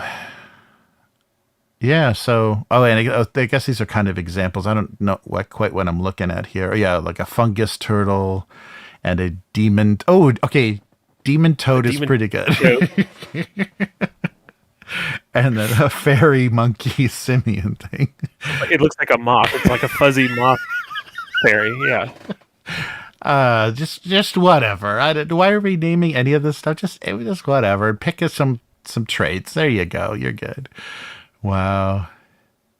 And to me, that's where like it's a matter of going further, right? Like I would think it would have been cooler if they would have said, hey, this is the fantasy world. You can be whatever you can imagine. Here's a list of 20 ancestry features. Yeah. And kind of figure out. Pick what you want. So you pick like natural climber, and you're like, well, is that because I'm a monkey person, or is it because I'm like a a ant person and I can, or spider person and I can climb on wall, like, and then you're creating something from scratch and that's unique to the world as opposed to it's just not, it's one of those things. Again, it's how I feel about a lot of stuff, I guess, but it feels like it doesn't quite go far enough in either direction. It's just kind of like kind of splitting the difference thing, which makes it feel like, oh, they could have gone a little bit further with it. Yeah. Either do the thing I was playing about earlier and be like, no, okay, simians are like this is how they function. Here's the rules about how they work, and let me give you some background and explain to you so you know what you're buying into, as opposed to just you're choosing an aesthetic and then applying it to anything. Or be like, hey, we're not going to define anything, make it up collectively, which can be cool too, which you could do with anything, of course. But then it's like, okay, cool. So if someone's like, I want to be a monkey person, you're like, cool, there's monkey people in this world now. That's one of the unique things, as opposed to all the stuff in theory being always there, which to me... Right. Yeah, that's true. And if it's not, if they're not building a world where like these are kingdoms that have come into conflict and they've got history and bad blood and cooperation and stuff, then who cares? Like, why are you renaming them at all? Yeah. Yeah, communities. So yeah, where your character grew up. Yeah, so this is a separate part to your ancestry is where you grew up. So, this is all the Bournes, that's right. Jason Bourne and all those guys. Highborn and Loreborn. So yeah, so you're getting well read if you're Loreborn. You're getting privilege. Oh, that turtle privilege is going to break this game. I know it. Community feature. Really, yeah. Dedicated for Orderborn. Steady for Ridgeborn. Seaborn is Know the Tide. Slyborn is Scoundrel. Underborn is Low Light Living. And that's it. Oh no, Wildborn. Wildborn is Lightfoot. I'm a Lightfoot giant. I got to be over 10 feet if I'm a giant. I can't stand it that they capped my height. Yeah. I just have to wait outside. Go, and the house is there, everybody, and that wouldn't be cool. So I just wait outside all the time. That's kind of what I do. I can't go into anything, but I'm a giant. Okay, so play disabilities with purpose and respect. Oh yeah, so this is kind of their additional playing. Yeah, so adjusting some spells. So yeah, just kind of sensitivity and playing with disabled characters or disabled players. Yeah, playing disabled characters. So don't make it a mockery.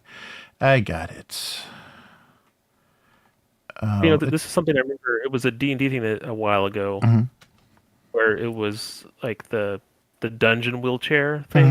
Do you know about where like that was a thing that happened where people made all these rules and stuff for having like a wheelchair you can take into a dungeon if you're a paraplegic. And I'm like, that seems cool from like a very specific direction, which again works with this like very like modern lens fantasy that they have, but it doesn't work in the like, okay, we're going to go into this dungeon and it's, we're taking out 10-foot poles and tapping the floor and there's traps and there's all this other stuff. It only works if your dungeon has ramps, right? Like the way they design it. And this is something I remember that they had in Critical Role where they went to like the northern, like a snow-filled area, and their guide was a guy in a wheelchair that basically had like a snowplow thing on it. So the guy was just wheelchairing around, like plowing ahead of them to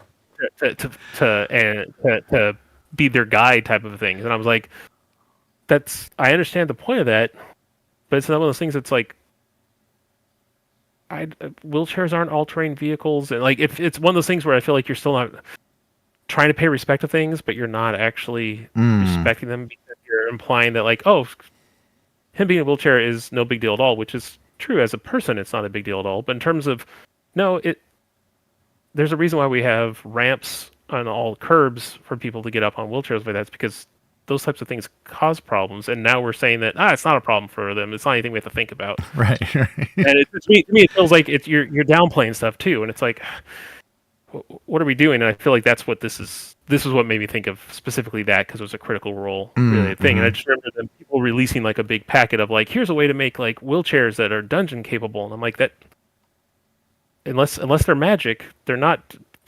they're not dungeon capable, and to pretend like it's not a thing at all is downplaying what those people are actually doing on a day-to-day basis just to navigate the world that the rest of us don't think about, type of thing. Right. It's an interesting. Yeah, no, that is a good point. Either you're making it magic, or you're gonna have to like deal with the physics of it and deal with what's going on. Okay, so I guess there's Asia in this setting. There's just like very Asia, just a couple of characters that are I guess one's an elf, one's a human, but they just look Asia. Yeah, that's odd. I mean, you can take inspiration, but are you saying then that China and Japan exist in some case? Yeah, I don't know. It's very funny when they do that. But I think, and that's the problem too. I think a lot of illustrators, like the costuming, like Asian inspired costuming and stuff, and then they end up just putting Asia in every setting. That's always an odd choice. And to me, it's kind of in that same vein where it's like, I think having analogs for things is a good shorthand to understand stuff, right? Like if you want to say, hey, Elven culture, like stylistically, has a whatever culture, like that's the aesthetic, just to help shorthand it, the type of things you're not trying to build it. That seems to make sense to me, but it's it's like when you walk down the street, it's like, well, those two people are wearing what I would think of as being like samurai armor, and those two people are wearing what I would think of as being like medieval plate mail, and those two people are wearing like Persian like silk armor, and it's like those are all from different times and places and cultures. Yeah, and you're saying that those all just exist simultaneously. Like this is a broader complaint over this game, but it's the thing that there are these cultures and they are unique, and you can be anything you want. But I've always enjoyed being like I'm the man from another, whatever I can be a man from another land that wears different clothes, but then people should be like, hey, you look like you're not from around here, instead of it just being like, oh yeah, it's the one person with like orange samurai armor, that's normal because that person over there is wearing like jade green plate mail, and that, like it's all right. That's very true. And it's somebody, what are these crazy adventurers? How are they going to dress this time? It's just maddening. Interesting. So they're talking about the mechanics. So the name Spotlight, that's funny. So wait, it's just an example. It doesn't trigger the so you're doing something, you're in the spotlight, and on your turn, what you can do, making moves in combat. Oh yeah, they're calling them moves as well. An action a character takes to advance the story. Wow, that's very powered by the apocalypse. Using a class feature or a spell. I'm making moves. But it's not. But then it's also not. It's not actually moves the way that Powered by the Apocalypse has, or it's a lot of the clones of it, or not. What do you want to say? People who have used that same system, where they're just like those have playbooks with discrete moves. Yes. Right. Like right. These are the things you can do. This is D&D where you just say like, I'm going to attack the guy. Yeah. And you make an attack roll. That's but interesting. They're calling that a move. Yeah, that's interesting. It's not like more broadly an action or that is. It's funny to use that. To use that if they know people may be coming from those other games. I guess they're just assuming everyone's coming from D&D. It'll all be new to them. Yeah, but they're calling it GM moves. A move is an action a character takes. Yeah. To advance the story. So like again, it's terms, right? Like, I understand everyone comes at it different ways, but move has always been an awkward.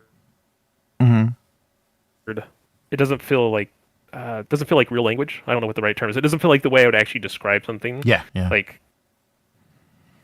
Unless you're in the financial world, right? Well, I'm making a move to talk to this right barkeep, try to get information from them. It's like that doesn't feel like a move to me. If it feels like an action, or maybe not even an action, it feels like just like a thing you're doing. So it doesn't feel like a natural way to describe the situation. So it always, to me, feels off. Yeah, that's true. It has, gives it a heck of a lot of significance.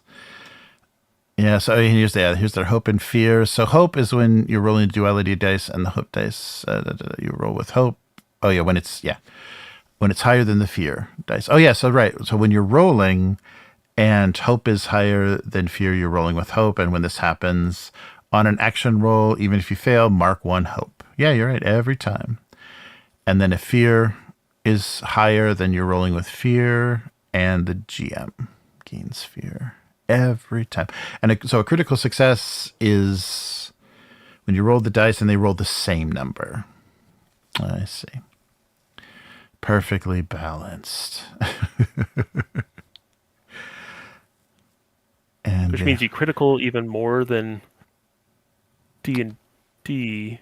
Oh, yeah. What does it mean? Yeah, honestly, yeah, you gain hope and clear stress. 1 in 12 instead of a 1 in 20. Yeah, right. That's true. Yeah, and they're just saying, so it counts as a roll with hope, and I guess you generate the same points, and along with that, you can clear your stress. And then if it's on attack rolls, you deal extra damage. Yeah, I guess that visually would look okay. Rolling doubles would kind of be exciting. That has been exciting in the past. And hope spends. Help an ally utilize experience, initiate a tag team roll, and activate a hope feature. Yeah, from your character. Using fear, so players rolling with fear. So the GM gains fear and can make moves to reflect the complications. But they don't go into that here. I guess that's in the GM section. Evasion, hit points and damage thresholds. Oh yeah, like you were talking about. Yeah, they have that represented. And it feels to me like I understand what they're going for. And it kind of works. Mm-hmm. But then the armor thing is like points you spend to degrade that thing is it feels again like almost more complicated to me than just saying you have like people have between. I'm cool with them not just continuously increasing your hit points every level, but you could just say you have 20 hit points and things do damage, and armor reduces damage by X, and it would be how every other system has ever done it, and it feels like it would work smoother to me. Then you're kind of picking these lines and then spinning points to degrade things. Right. Why spend the money on the system if it's not weird and new and has a bunch of little boxes you check off? Yeah. So clearing hit points anytime. You can.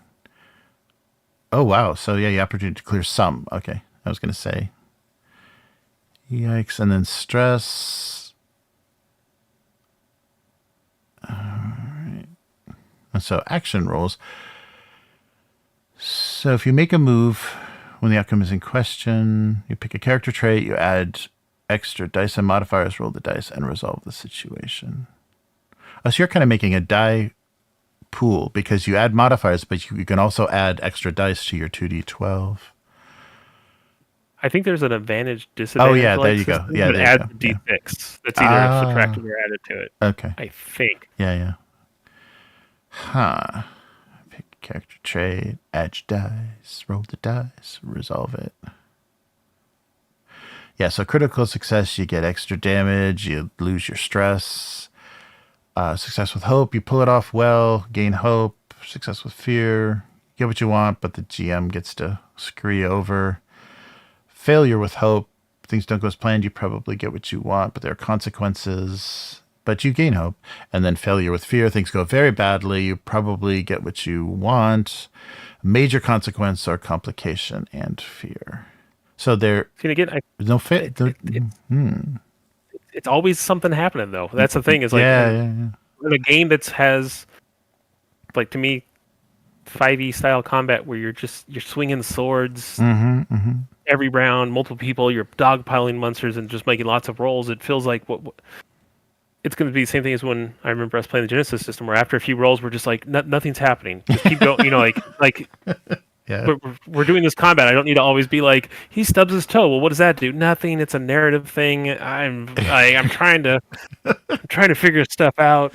In fact, we just had this scenario where a friend of mine who has never ran anything before wanted to run a D&D game. And so we were like, okay, let's play it. So he set it up, and then he's like, okay, guys, we're doing critical hits and botches.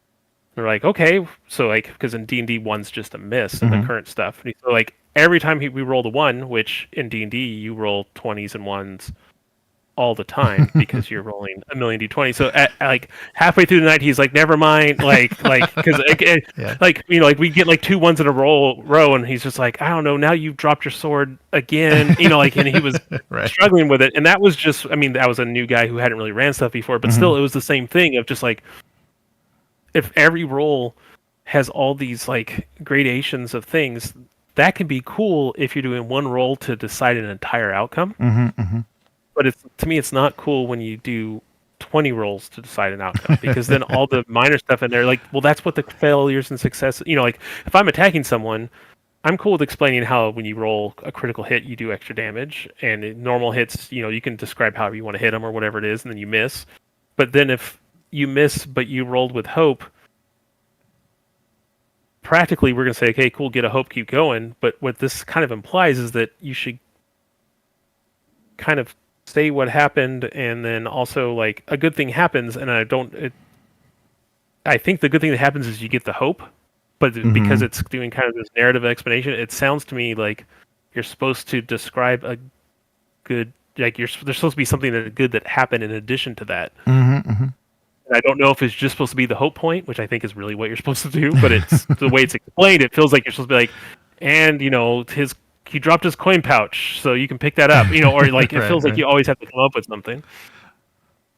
Yeah, that's true. That is a lot of extra work, and especially like you're saying, if it happens like in consecutive rolls, how many times? And this one it will. Yeah. Because every roll's doing that, so that's true. And it makes a critical hit. I mean, don't get me wrong, critical hit mechanically has some stuff, but to me, a roll with hope feels like what a critical hit should be. Like thematically, and a roll with failure with fear should be like a critical failure. Yeah. But then they also have critical hits, which are what critical hits are in this game. And so like there's too many levels of or too many like gradients of success, and I feel like in practice that all falls away, and it's just you hit them, get a fate point.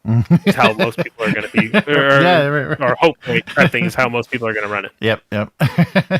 You hit, and there's your hope. Keep getting hope. Yeah, hope. Here's your meta currency. Go. Yeah, so they do have specific. So you will roll with your traits, and you'll get a target number to beat, and attack rolls. Yeah, will be different from spells. Yeah, you roll physical or magical weapon, applicable experience modifiers, unarmed rolls, spellcast rolls. Yeah, looks like you're reading your spell cards. Group action rolls, tag team. Oh yeah, that's right. The tag team roll was something you can spend hope on once per session. Spend 3 hope to get a tag team roll between character and another PC, and they can combine their actions. And then damage rolls. So yeah, everything will have whatever your active weapon has, your roll damage dice, and then do that fun damage. So calculating the damage without modifiers, with modifiers. Yeah, so looking at this, one of the things I noticed is proficiency in this. Your proficiency is how many damage dice you're rolling. Oh, yeah. So as you gain levels, you're doing more damage in theory. Right. Yeah, so... yeah. So which is cool, because like I think that's the level up things too. I don't think you pick all the things. Remember the little dots you're filling in? I think proficiency was one of those things you could fill in. So again, from a mechanical standpoint, it's cool that you can kind of min-max characters in different ways. You'd be like, well, I don't care about... I'm not the damage dealing character, so I'm not going to put points into proficiency, and instead I'm going to put points into other skills or whatever it is. That's cool, but like this game doesn't even have skills, right? It has those 2 things you write down as your backgrounds. Yeah. And that's... Yeah. am I wrong? Yeah, no, that's it, right? Yeah. It's weird because I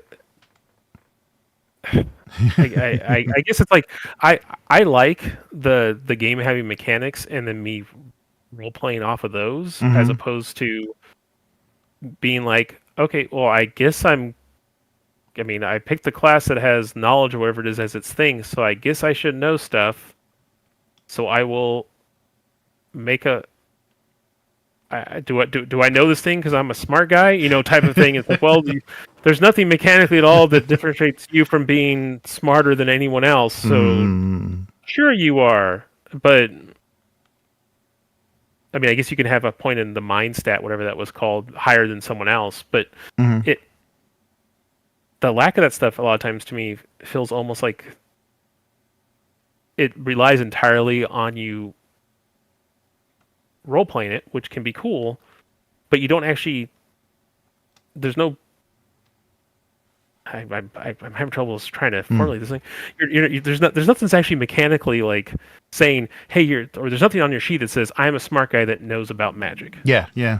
Except for the fact that you're in theory the magic class, but that doesn't come with inherently something that says you know more about evocation magic or demonology or something like that than someone else does. You just have to be like, well, I should know that, right? And they're like, well, no, because you're the wizard. I'm the divine person, so shouldn't I know more about demon stuff than you do? It's like, well, maybe, but like wizards are more inclined to make deals. Like, I feel like you're going to end up with this like argument thing, trying to figure out like who's the one who should know some stuff. Yeah, because they didn't differentiate the characters enough in my mind with that. Like, I understand the background things, but I feel like you should have a lot more of those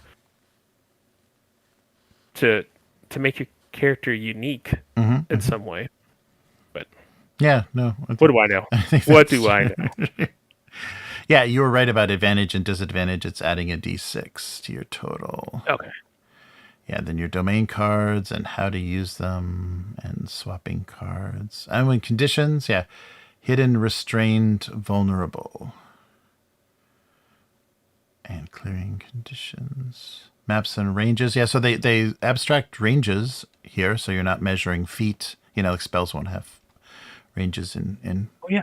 So yeah, when they describe it in the videos, I don't know, maybe they do it here. I'm sorry, I keep interrupting you. No. But I know in the videos, they're like, okay, so you can be in melee, and I think they're talking about for battle mats. So it's like your little guys are touching each other, or you can be at like, I forget what the next very range close. was. It's right Yeah, there. yeah, very close. Yeah. And it's like that's about the width of a playing card, and they literally hold up a playing card. Oh, jeez.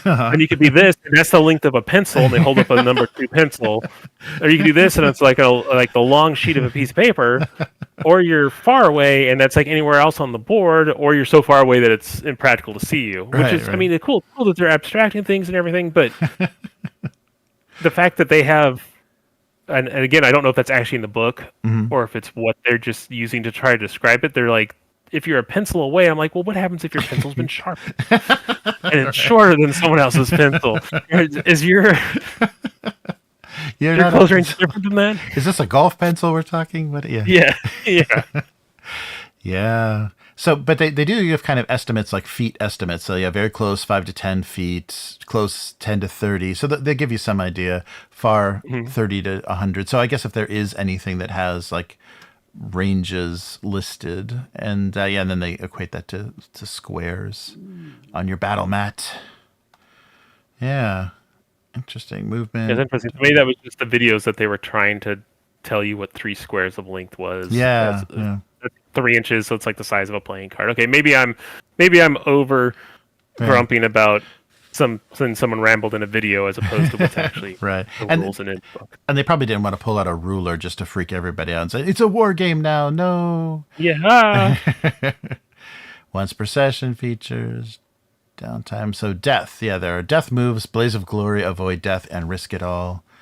And then if you avoid death, you may take a scar and resurrection. Ooh. That robot stabbed that mushroom. Oh, no. And I do appreciate the death move stuff. I always think that that's a cool mechanic in a game to have it be like... And I feel like games that maybe have higher mortality, which I don't think this one would have a cool thing to be like, oh, you're at 0 hit points. Okay, right now, are you collapsing to the ground like a little baby? Or are you taking this orc out and dying in the process? I think that's a cool, like... character thing you can use. You're doing a narrative thing. Right. So, at least on the surface, I'm down with that. I'm not mad at that at all. There you go. Cool. There's one. I'll write that down. One in the OK column. And then more player best practices, leveling up. Yeah, you're checking the little experience parts on your sheet. Oh yeah, and it's at tiers too. So you get tier 2, which is levels 2 to 4. Tier 3, yeah. Interesting. Oh, and then you choose two unmarked traits.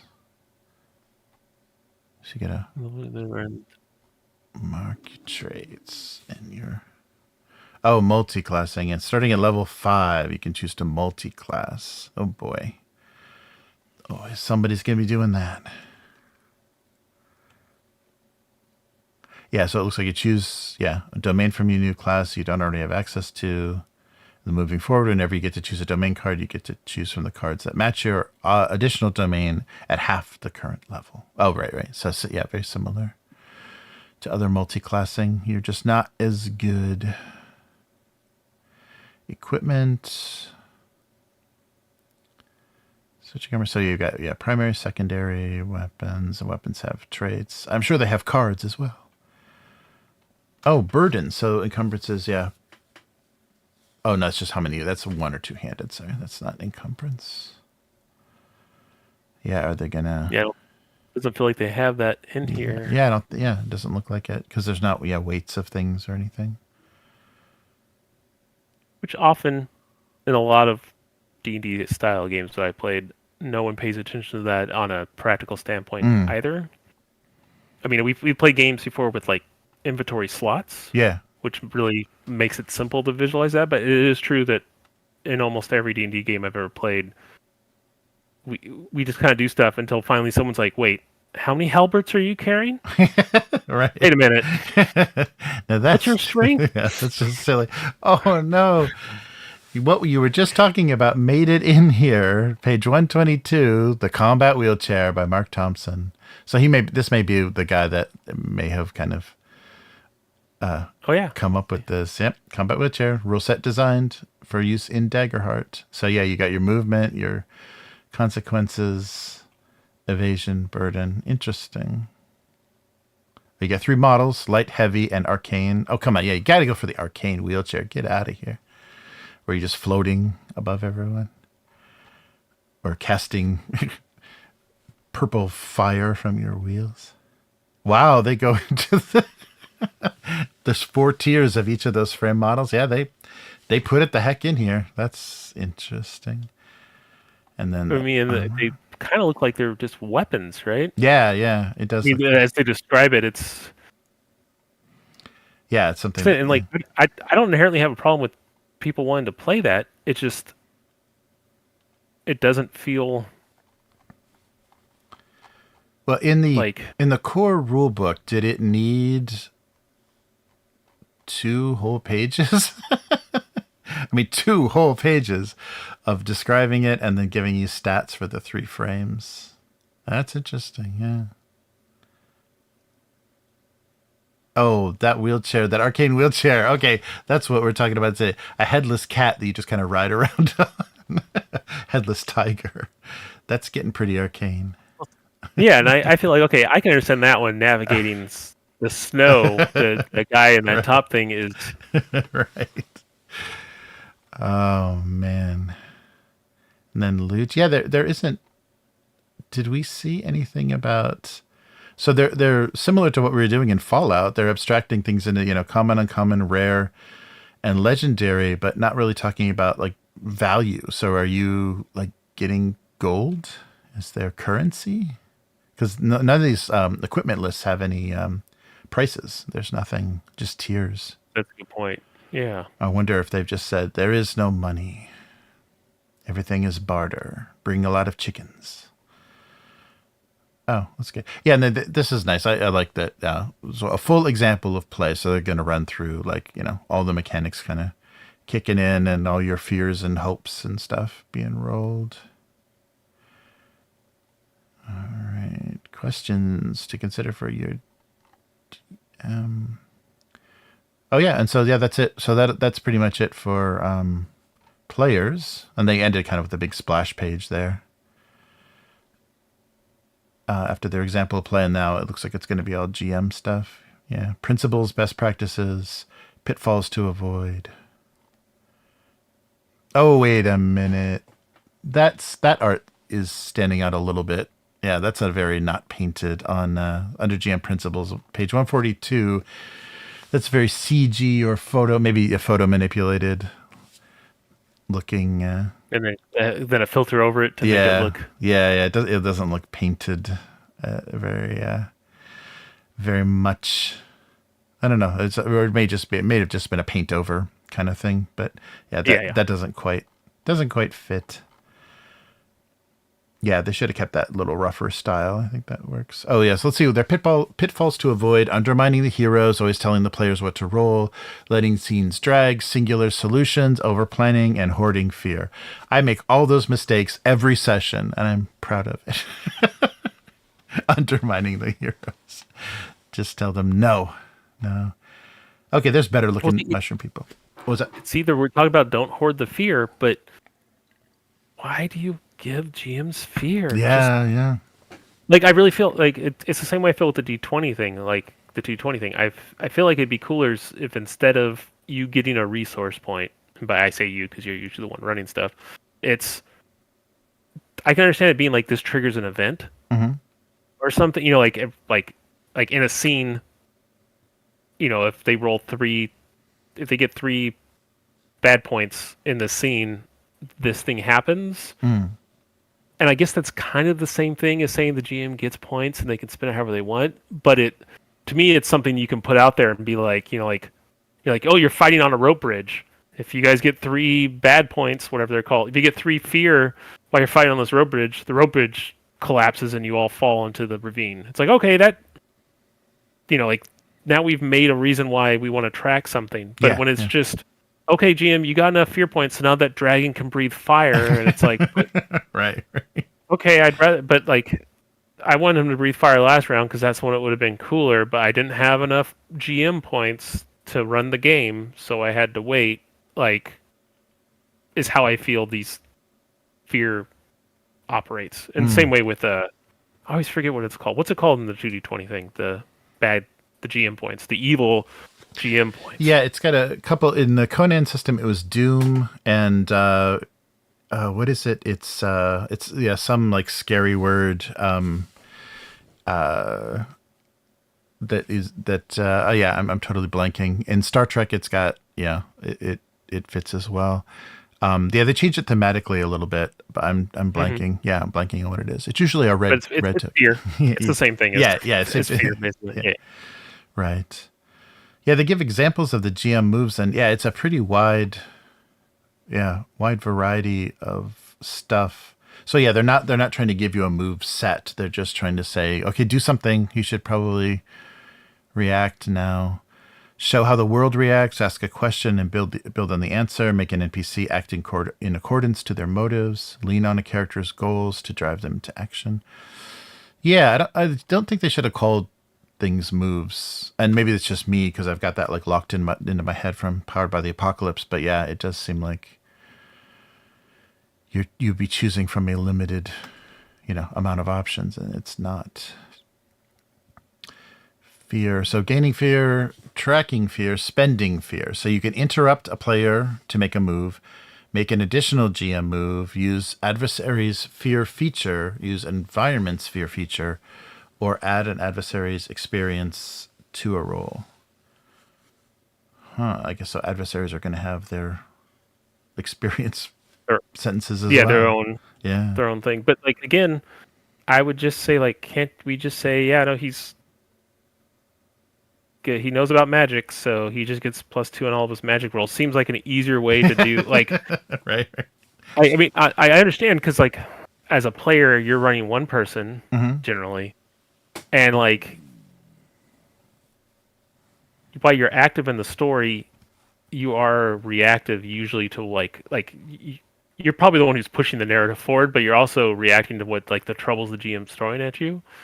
So it seems weird to me that like again, you want the dragon to breathe fire. Well, do you have enough fear points? No. Well then, just sit there and wait, type of a thing. And something I just saw. I don't know if you saw this when I was looking at something else, but on page 148, it says core GM mechanics, the GM dice. I don't know if you mentioned the GM rolls D20s, not 2D12 if they do stuff. Oh, wow. Okay. So I kind of vaguely remember them talking about it. It seemed weird to me where like they made a big deal about the fact they had this 2D12 system. Mm-hmm. But then because they don't want the GM to generate points or do anything, instead of just saying you roll 2D12 but don't worry about fear or hope, Interesting. they say roll 1D20. And their thing is, this creates less predictable outcomes for your rolls. It sure Well, does. the players will have more reliable results. And it's like, okay, but it's weird. Like, again, it's like, okay, so why do we have different ways we're rolling? Like, from a mechanic standpoint, can't we all just be doing the same thing? Yeah. We need to, like, differentiate how the GM rolls versus players. I guess that is their answer for the 2D12. They wanted that hope and fear, plus they wanted a more centered or a better success range. Yeah, and I think that does come from like modern players and probably 5e is you just don't want to fail. You don't want to roll, consistently be failing at things. You want but you want the game master to be freaking you out with his random with all his randomness. Yeah, that's it. Yeah, that's interesting. All right, yeah. So we went through there, and they're talking about for how much fear different things might cost. So 6 to 12 fear, a major confrontation with the villain of a story arc, an epic set piece battle, a judicial duel to determine an important NPC's fate. Wouldn't that be built into the adventure? Like that would be, that's actually like you're buying that's my reoccurring complaint that I'm giving you. Yep. Because I remember that happened in John Carter with us, right? Like we had gotten to the end of near the end of a session, and we had like we had generated a bazillion bad points, and you're like, yep. I'm using this. I guess the ship shows up or something. We got to come up with something. I'm accumulating all these points. I'm not using it. We're not using the system, and right. Yeah, and the bad guy escapes. Yeah. And he's like, the GM already, like, if you want, the bad guy shouldn't escape because you have some points that you accumulated and need to spend. The bad guy should escape because either you think he should escape for shenanigans reasons, or the characters made really stupid decisions. They're like, oh, we don't need to tie him up. We'll just leave. It's like, okay, well then, he's gonna run away, type of thing. Like, I know I'm complaining about the same thing, and this is my complaint with a lot of different systems, but by gosh, it upsets me. Yeah, this is really odd. They do give some this might be useful, examples of difficulty for each of the traits that you might use to do stuff, so you can set those more accurately. And they break it down in between. So agility would be sprint, leap, or maneuver, and then how difficult a roll would be, and like what mechanically what you would be trying to do, like cross a river, jump run across a narrow beam, run across an inch wide oil slicked beam in an active rainstorm. That's 30 difficulty. But it's good to give you a little bit of a scale. Yeah, adversary rules, multiple targets. So class hope features. Yeah, those are the 3 hope cost things to power.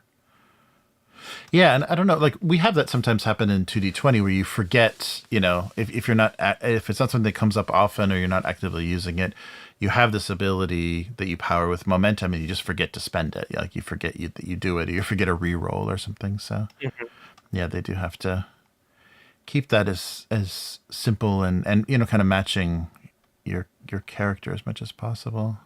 Well, again, I think with a lot of systems, like I understand, like again, the 2D20 system, I feel like it's way lighter than this is and how it operates, right? I mean, basically, all you do in that game is you roll 2d20 and try to get under the 2 values in every one of those systems. That's how you do it. Yeah. And then some of them you roll damage dice if they want the combat to be more shenanigans, and some of them you don't. But that's the gist of the whole system. So then players spending a point to do a reroll or add a dice gives the players some something to do mechanically to feel like they're controlling it more. Because I could see if the 2d20, I mean, then again, that's how original D&D was, right? Where it's like all we have is you're just making a skill roll. That's it. You're done. Or just, like there wasn't even a thing of like, how do I lift this? How do I open this door? I don't know. Roll and try to get under your strength or something like that. But when you have a game that has special abilities and activated powers, and you have fatigue that you use, or stamina, whatever it is that you use, right. power thing, and then you have this other resource that's continuously generating, it feels like it's an overly complicated for people to keep track of. It feels like this doesn't solve the problem that people who are uncomfortable with the problem that people have with D&D. It doesn't feel like this solves that problem per se. Yeah. It's just more tracking of things. Except for now, you can maybe use beads to track stuff a little easier. Right. But it has the same complexity. So yeah, like that's the thing in terms of this. I know you're saying something where people are saying like, "Is this a D&D killer?" It's like this is D&D. It's not killing it. Right. It's right alongside of it, and there's definitely people who are going to like this. And I'm not. I mean, I can see positive thing. I know it probably sounds like I've been angry at this the whole time, but like I can see positive things in it, and there's cool mechanical stuff. I think my biggest thing is just the general setting. The same thing that happened with the current edition of Dragons, where it's just everybody is everything, and it's contemporary world applied to like a fantasy, medieval-esque, Renaissance-esque setting, but it's really the modern world. We just don't have the internet. Instead, we have Magic Net or something, type of a thing. But it feels like they're trying to do both things at once. They're trying to do crunchy stuff, and then they're trying to do this like role play, like story-based thing. Which again, the connection to Critical Role is what gets me, because they've made millions of dollars playing D&D that has no social mechanics and no meta mechanics in it at all. Right. Yeah. And they've made a ton of money and become popular because they do all that stuff. Using their improv skills type of thing, or scripted if you think that's what's going on type of thing, as opposed to the game that now tries to codify it. I don't know. Yeah, that is gonna be weird. I mean, I haven't watched recent Critical Role, but if they are going to pause the performance to say, oh, I spend 2 hope, or I'm going to spend 3 hope now, that's that's not going to be a story. It's not going to be storytelling. That they're going to be showing you the mechanics a bit more. So I wonder if they're going to do that. But one thing you won't be keeping track of in Daggerheart is gold, because their system of gold, their system of money is 1 handful, 1 bag, or 1 chest. Those are the 3 denominations of gold: a handful, a bag, or a chest. Wow. So the economics are incredibly abstracted. Yeah, isn't that interesting? Yeah, I was not expecting that. Well, I guess these communists, what else are they going to do? Reject all capitalist identifiers. The gold standard. That's very funny. Yeah. So it's just copper, silver, gold pieces from right D&D, but called something differently. Yeah, a handful. And in theory, right. I mean, I guess because I know that it's as the last few editions of Dungeons and Dragons operate. One of the things that people talk about is how you start out and you're like, I can't do anything, and then you're level 5 and you're like, I have enough money to retire and live forever. Right. But I'm gonna blow it all on this magic sword that I'm buying from this guy in this shop. But he's not retiring, even though he's a bazillionaire now, and he's selling. Yeah. Weird economy thing. So I guess maybe this is ignoring that on some level, which. Yeah, that's probably true. It's just, you're not gonna have in your head, wait, I have 5 chests of gold, I could buy a castle. Yeah, you're not gonna be, seeing it that way. Yeah, it seems like it gets rid of it's even moving further away from the go out and kill stuff and get their loot as the focus. Yeah. So I mean, I guess that's on brand for what. Right. Yeah. No, that's a good point. But the cat girls are are seductresses.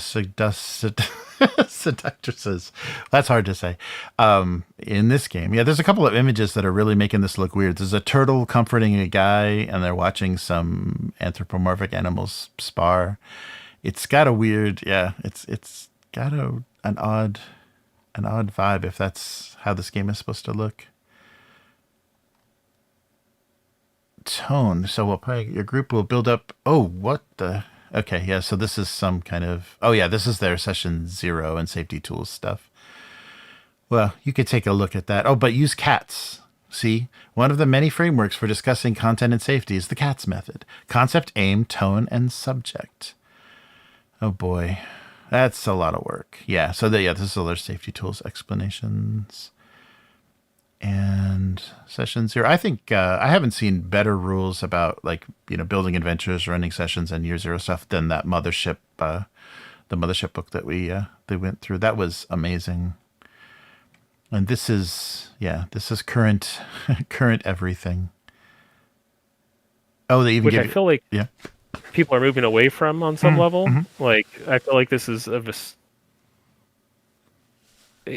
Again, I mean, we've had this discussion many times. I feel like a lot of these problems are for people who don't talk with each other and people you're actively trying to play with people that you don't know. Mm-hmm, mm-hmm. What this feels like, and it always feels like, but that's not the way. And I mean, that's maybe the reason why they exist is because it's for people playing in a different way than I'm playing. But I'm like, I'm never like just like walking down the street like, hey, you. We need a 5th person for D&D. Right, get in here. Get in here. Yeah. So they're breaking down. They give you this like itinerary, like what a 4-hour session 0 is, and it's something for like a group therapy session. It reminds me of this is sharing, and this is where we talk about our trauma, and this is where we have coffee and donuts. Yeah, it's odd. Think in beats. Okay, so they're giving you some GM instruction. Think in beats for storytelling. And then give you some examples. Yeah, we won't linger on too much of this because it's not going to be very useful advice. Yeah, the thing I really wanted to take a look at the most was the mechanics. That is some odd choices, like we were saying, the 2d12 versus the d20 for the GM. There's some... It's just different. I think there's some tests where you only roll 1d12, and like it's one of those things like, and I mean, I think the idea of using different dice to represent different things is cool, but it feels like with what this is trying to do, it seems like you'd want to just roll everything into one dice roll type. Mm-hmm. And then, but I think there's ones that you roll and they don't produce fear and hope, which are like I think the defensive reaction, like the saving throw type stuff. I think those don't generate fear and hope. Right. But it's like, but why don't they? Like if this is the resource we're doing for everything, and this is an event happened to you, wouldn't you want to know if you completely die? Like, did I catch the knife that the guy threw at me, or did I, did it nick me, or did it, did I knock something over when I dodged it? Like, that's as cool as when you attack making those rolls. So I don't know why.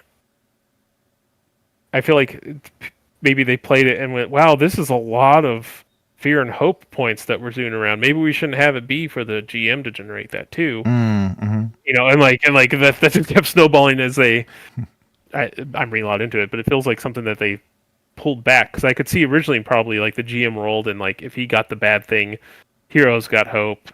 You could see that being a thing, and then they went, wow, that's a lot of extra points. Now we have to explain how that works, and let's just not have the GM generate that stuff. And then right. Well, you do it on saving throws too. That's too much also. So let's take that back. I don't know. Yeah, it feels like it's straddling a weird line to me where it's bouncing off of two walls that I don't fully feel. Yeah, and there's no reroll mechanic that I saw, and that's been in recent games. I've enjoyed that a lot, like pushing rolls and things. That's been a lot of fun in the I guess in games that are a little more pulpy or a little more action, like the Outgunned game has a lot of pushing, and then a lot of the Free League games have a push mechanic. I would definitely miss that. No matter how many rolls I'm doing and what kind of points I'm generating, I would definitely miss that. You just get one shot at everything. I guess that's especially with all the points you're generating, it feels like that'd be a really good use for hope to always be like, you can re-roll a test. Yeah, yeah. So that way, like the momentum you got from the last successful thing you did pushes you forward to be success. Like it's especially because it feels like they don't want players to lose a lot and everything. It's like, okay, that could have been a simple thing to do. Like you said, that would have been a re-roll that would have given you a always something to do with the hope, because I feel like hope generally is used for like your couple special things that you wrote down in your character sheet, and then it has these special abilities that use them. Like there's not a like that I saw like just a general like, okay, spend a point of hope and re-roll or something like that. That's not something that exists in the game, which is interesting because you generate 1 million hope, it seems like. Yeah, that's interesting. And maybe because of the hope and the fear, they don't want you rolling too many times because of all that, every reroll. Well, it doesn't generate anything. Wait, so am I generating or not generating? So maybe, they had to give up early days on reroll because it would get too silly. So I've just been scrolling through. I'm up to page 250 through kind of their monster manual. They're doing adversaries and they're giving them tiers and stuff. It's a very generic, it doesn't really give you a great feel of the world, very kind of generic fantasy, but the art's nice and consistent. Here they're giving more of the kind of realms and things are having a little bit more of a look, but now we're getting a little bit more varied now. That the beginning with the player part was real consistent, that rougher kind of painted art, and now we're getting a lot more. Here's a pencil sketch, here's a digital painting kind of details, and it all looks nice. But so they're giving us some campaign ideas. Wow, so what? I guess there must be spells, right? Yeah, we haven't hit the big chunk of spells yet. So this is a 415-page PDF, so it's going to be a pretty chunky book, depending on how thick they go with their paper stock. Well, it seems like they're at least rolling. They didn't go the D&D route where there's 3 books, right? Like there isn't a player's handbook, a dungeon master's guide, and a monster manual spread out over 2 years that cost $3,000 each or whatever it is, like they do now. So that's cool that it's one. I like the idea of games that are the one book is what you need to play. Yeah. As opposed to like D&D, you buy the player's handbook, and it's like, oh, this doesn't feel like it completely explains everything. And this game has very technical combat in a way, but it gives me like the stats for a horse and a frog in the back of the book, and that's all I got. So right. I have to wait 6 months until this comes out before I can run a real game type of a thing. This at least has it all in it, which is how most games I think are. I feel like D&D is one of the holdover that still has they still like a dungeon master's guide as a thing. Yeah, and they used to have like multiple books of multiple volumes of Player's Handbook and Dungeon Master's Guide. Yeah, glad they get away from that. There's a adventure in here called Motherboard, and it's a very technology. So they find left behind technology of a long fallen civilization. So like some kind of some radio tower or something. Yeah, I guess they're saying it's inspired by Mortal Engines and Horizon Zero Dawn. So I guess a little bit of technology or, fallen technology in your fantasy. Yeah, there's a pretty big variety. And I'm thinking, too, now it makes sense why there's so many, like, silly animal heritages in here is because, they want cute fan art and, they want people to make adorable characters that then can make Amazon streaming series and stuff. So, sure, lean into all the cute animal stuff. Yeah, it's funny. Yeah, so there's a big bunch of kind of, written adventures in the middle of the book. We're like, a little bit past the middle, but wow. So, more technology. Were these the frameworks they were? Yeah, the frameworks, yeah. So these are kind of like broad concept, like they're not structured. Yeah, they're not like modules, right? But they give you an overview of the communities and settings and what it would mean if you're highborn or slyborn or whatever in this particular framework. Which again shows that this isn't a setting book at all. Yeah, that's true. It's a system book. Yeah, and I guess these frameworks But are kind of suggestions about what ancestries or whatever. Yeah, what ancestries would be present here. Yeah, or how they would be different. Like what classes and ancestries would make the most sense, kind of in this setting. Oh, interesting. Yeah, and then some specific monsters. Ooh, and some recommendations about using index cards to build your Colossus. Oh man.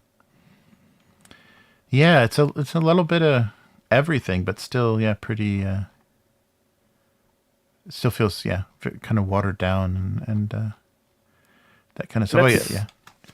That's at least something that like that Candela Obscura thing. At least that was. I guess I'm saying at least is the wrong way to say it, but that had a concept and a vision and a like setting that it was made for. Right. Because it was basically using like Blades in the Dark S system, so like it already was using kind of another system and modifying it for its own thing. So it wasn't trying to be D&D killer. Mm-hmm. Whereas this feels like like they're coming at you with no setting at all, which to me, I mean, I like systems and rules and stuff like that, and I can see different, but I feel like you need to have a core thing to help people visualize it. Mm-hmm. What to like? Again, if you're trying to pitch this as something for someone to buy and use and stuff like that, it feels like you'd want them to come to it and be like, okay, how does this? What is Daggerheart? Mm-hmm. And it'd be like, Daggerheart is typically this. I mean, the system can be used for anything. I don't, but and they're trying to keep it open. So I don't know. It feels like without a system, it feels like it's missing something. I mean, not without a setting, it feels like it's missing something. Right. And I wonder if they're really going to lean into like what Mercer and Critical Role come up with. It's like the setting and the stories and the image of this game is going to be whatever the hell they do with it. We don't have to, get that in here. Yeah, I don't know. Because the frameworks give you suggestions, but yeah, it doesn't have a distinct look. It is, very generic fantasy. Oh yeah, so we're in the appendix now, so they're reproducing what's on the domain cards, and so the different abilities and things. So yeah, either the spells or ability cards under each of the domains. Well, I guess some domains are martial, some are magical. So they give you those abilities, so you can look those up instead of just only using cards. Yeah, so that's interesting too. So kind of abilities and spells are blended together. You don't have that big spell section that everybody skips because you're not a magic user. Yep, and then it also means that there's not as much, in a way, there's not as much variety, even though there's not a ton of variety like D&D magic, but like you're picking a level 1 ability. Mm-hmm. You're picking a level 2 ability at level 2 or whatever it is. So it's there's 3. Yeah, if you're in Valor domain, there's 3 level 1s. There's 2 level 2s. Yeah. So it is kind of focused. It is almost like a skill tree. You're just gonna choose one of those. Couple of branches. Yeah. Wow. Interesting. Yeah. Okay. And then the character sheet in the back, and yeah. Oh, and another guide for character creation. So like a reference. Oh, good. And equipment. And this looks like the GM screen kind of stuff. Oh no, these are the different for each of the classes. And like you've got a companion sheet for your ranger thing. You've got your motherboard module for your robot dude. Oh, and here's a map, a kind of generic-y map. Yeah. So that's interesting. Yeah, there's some. They give you some city suggestion names and things, and just kind of have a map, and you can kind of call it what you want. This is what this area is. Weird, yeah. So a map without locations pointed out. Yeah, but it's funny because it's a map, so it feels like it's something you're supposed to show people. Right. But then it has all the stuff written in for you to like circle one, I guess. Yeah, And so be like, in our world, that's what this one is. Yeah, what do you think? What do you guys think this looks like? Does this look like a palace? Does this look like a keep? Yeah. Oh, interesting. Yeah. So, and I guess Age of Umbra, I think, is going to be their first actual play session for this. That's the one thing that I saw in the kind of news. Yeah. So each of these frameworks has its own map with some generic names to plug in. Oh, some have some actual locations spelled out. Interesting, actually. Yeah, and then whoa, a huge index. So what the heck is in the back of this book? Just more. Oh yeah, all the sheets. Oh, yeah, that's right. Yeah, every single class, has its own sheet. Of course. Wow. And then all the cards too at the back of least of this PDF. Oh yeah, all the cards. Okay, so sorry. So it's not technically, it's not a 400-page book. It's going to be much less than that because this is probably all downloadable as well from the from their website. So it's going to be closer to like 3. Where's the end of the index here? Sorry, I hope I'm not making you motion sick here. Yeah, we're looking at like 370, 366, I would say. Wow, yeah, and then all of your cards and stuff and the sheets. Yeah, and there's also a separate, I guess, a printable card PDF. There was a separate PDF available. All right, well, we made it. Will, thank you for hanging in there with me.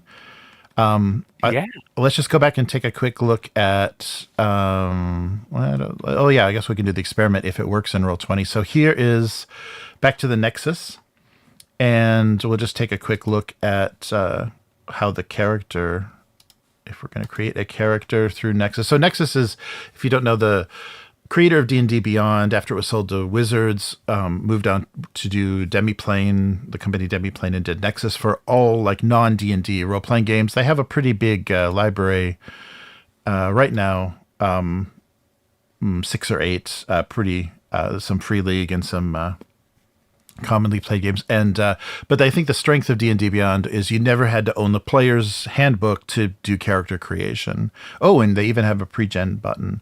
So if I click a pre-gen button, these are from the quick start. Okay. So yeah, you can so the campaign frame is kind of necessary. So the framework does give you the limitations. Like we're talking about, there was too much stuff. The framework does kind of limit like the classes and the ancestries in a specific setting. Oh, that's interesting.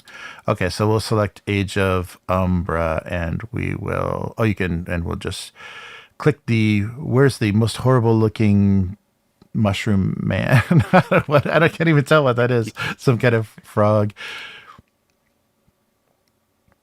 Oh, cool. Yeah. So we can do our classes. Yeah, so this feels very... that's nice, though. They give you everything to read through. It's nicely done. I was hoping there would be a single button to generate everything. No, you make all the decisions. Right? There's no auto-generated. Oh, we're going Fungirl. We're going hard on Fungirl. A highborn Fungirl is where we need to be. This is the Paris Hilton of the Fungirls. And then they've got so they've got the kind of those descriptor things, but you can just enter. There's nothing to choose from. Your background questions, your 2 experience statements, and then your connections. Nice. And then that will generate, there's going to be some missing stuff. Yeah, that generates this character sheet. That's pretty cool. Yeah, so it seems like the general, because all the abilities of that are card based, and you're not rolling anything, and you're getting pre-built weapon kits and stuff like that, it seems like the hop-in character creation thing is pretty quick. Yeah, no, that's true. Yeah, that's true. It did. Without setting the, I skipped a lot of stuff, but there is not rolling and checking things. Yeah, interesting. So I guess we should name this Fungi, the Fungirl. And then let's see if I can I can export to a PDF. I can edit. I can give anyone this link. So yeah, I guess I shouldn't, while we're so tired, try to put this into Roll20, but I wanted to see if it, oh, there is a dice roller. Oh, wow. Yeah. So it's not a, like a 3D or a very visual dice roller, but they do have a dice roller in Nexus as well, in Daggerheart Nexus. I just rolled Hope and Fear, and I rolled an 11 with Hope, in case you were curious. Yeah. I feel hopeful. So there is a dice roller. Wow. So I just want to make sure, have I saved this thing to a satisfactory level? We'll find out. Oh, he's still there. Okay. So now let's move to the magical world of 2D20. And I'm sharing all of my information, and I've got my, but I'm coming in as a GM, aren't I? I can't, yeah, I think I can't import as a GM, but if I could, let's see. Yeah, but it looks like, so this was the strange thing. So I've loaded Daggerheart in here, and you'll see in this side where you usually have your compendiums that you load that are pretty horrible to look at. If you click on anything that you want to look at a compendium, you don't load it into Roll20. It kicks you back out to Nexus, and then you can search all of the domains and things. So there isn't a compendium reference within Roll20. It's going to pop you back out, but it does give you, wow, all the cards and everything represented, and they have a little sheen on them. They like have a little shiny animation. That's weird. So popping in and out is going to be a little strange. Yeah, I wonder if they're going to integrate those two things, or if they're going to keep it as a separate. I don't know. Yeah. Especially when you start getting crossover functionality, right? Because okay, so now it has dice roller. Mm-hmm. Are they going to integrate other things? Is it going to get to the point where you're going to be kind of running? There's going to be like the Roll20 and that side by side, and they're both going to do 90% of what you want, but you'll have to hop back and forth. Right. Yeah, so I guess it looks like I could load the character from a PDF.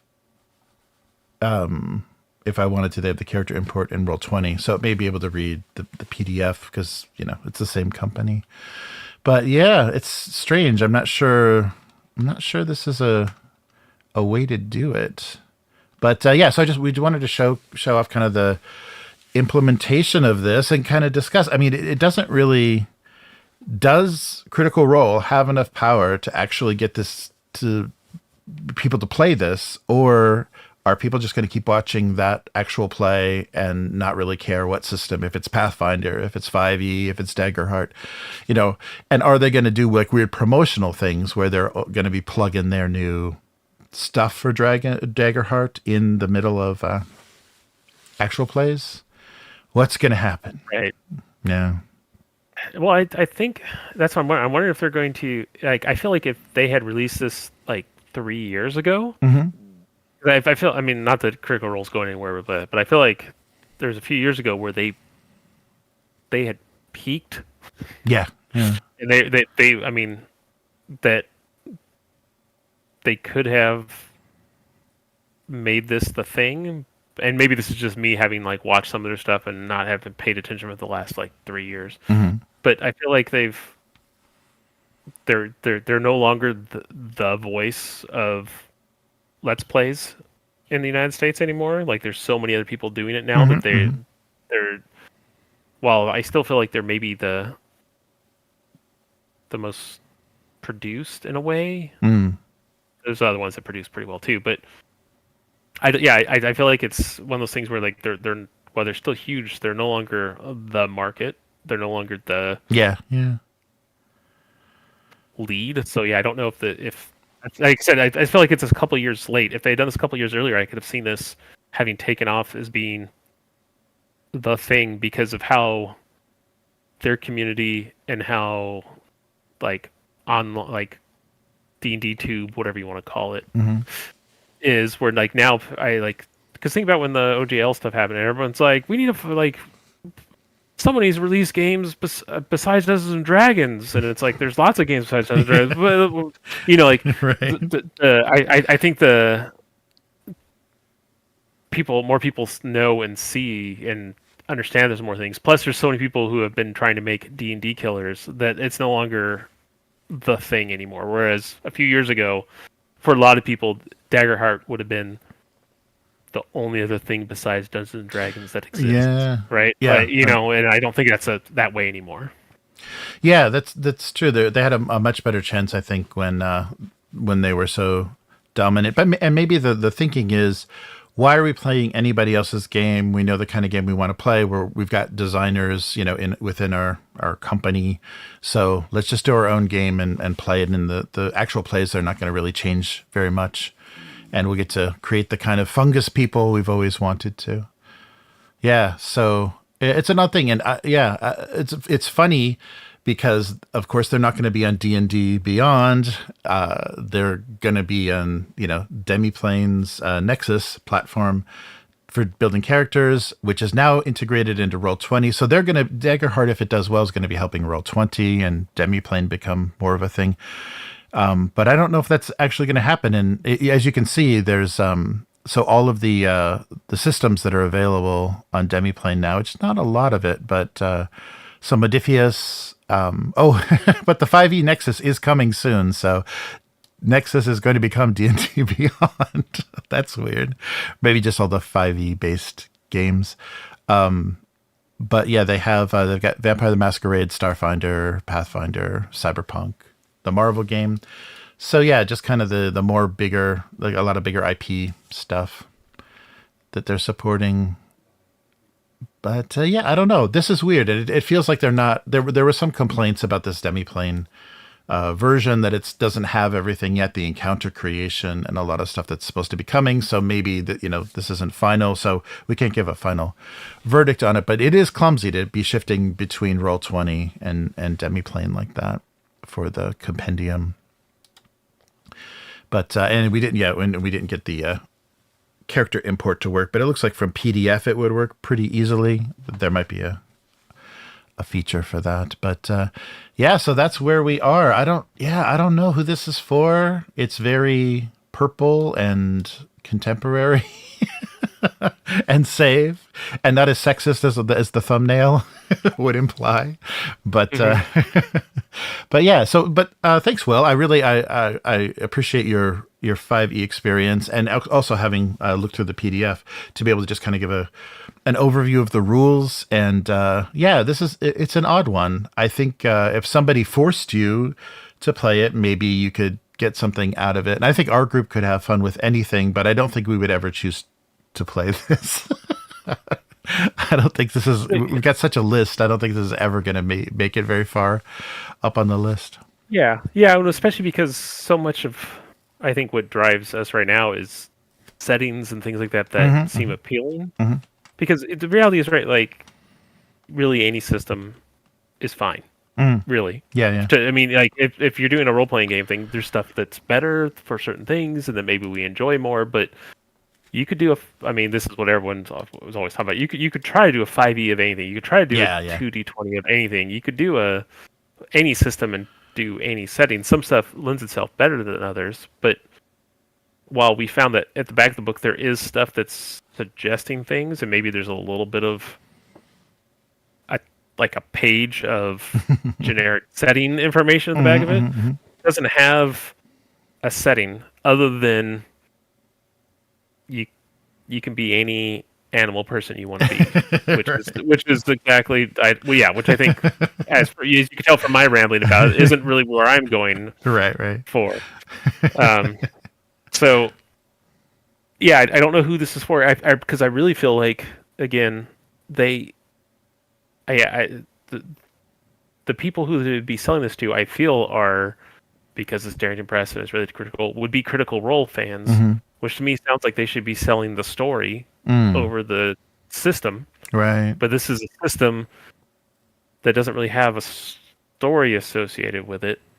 Yeah. like I really feel like, because I forget what the name of their world is, but Teldari or something like that. Like I really feel like if they named the game the Critical Role setting, it would have been a better pitch. But maybe they have other designs or plans, or and who knows what they're doing themselves in the future. So right, and they did like setting books for the Critical Role did setting books for Wizards of the Coast, so maybe they want something so legally distinct that when they make their Amazon deals and stuff, it's like, there's not a problem with it. But that does seem to be a lot of pressure for like a game designer, and like kind of just building this system is, oh man, we've got to do stuff that will make good comic books and fan art and Amazon series, and plus be good actual play. That's weird. I don't think anybody's dealt with those kind of design pressures before. Right. Yeah. It's like they're trying to hit they're trying to make it memeable and internet friendly. Yeah. Yep, that's true. And have a very regimented session 0. Yeah. Well, crazy. So Daggerheart, weird, wild stuff. So thanks everybody for watching. So we'll sign off, but we'll talk a little bit to the chat. I want to take a look. I think everyone's probably fallen asleep already. We'll take a quick look at the chat and see if there's any funny questions. But thank you for watching, and thank you, Will. And we'll take a break for a second and be right back to talk to chat if anybody's still around. Okay, thanks for watching. See you soon. Bye-bye. Bye.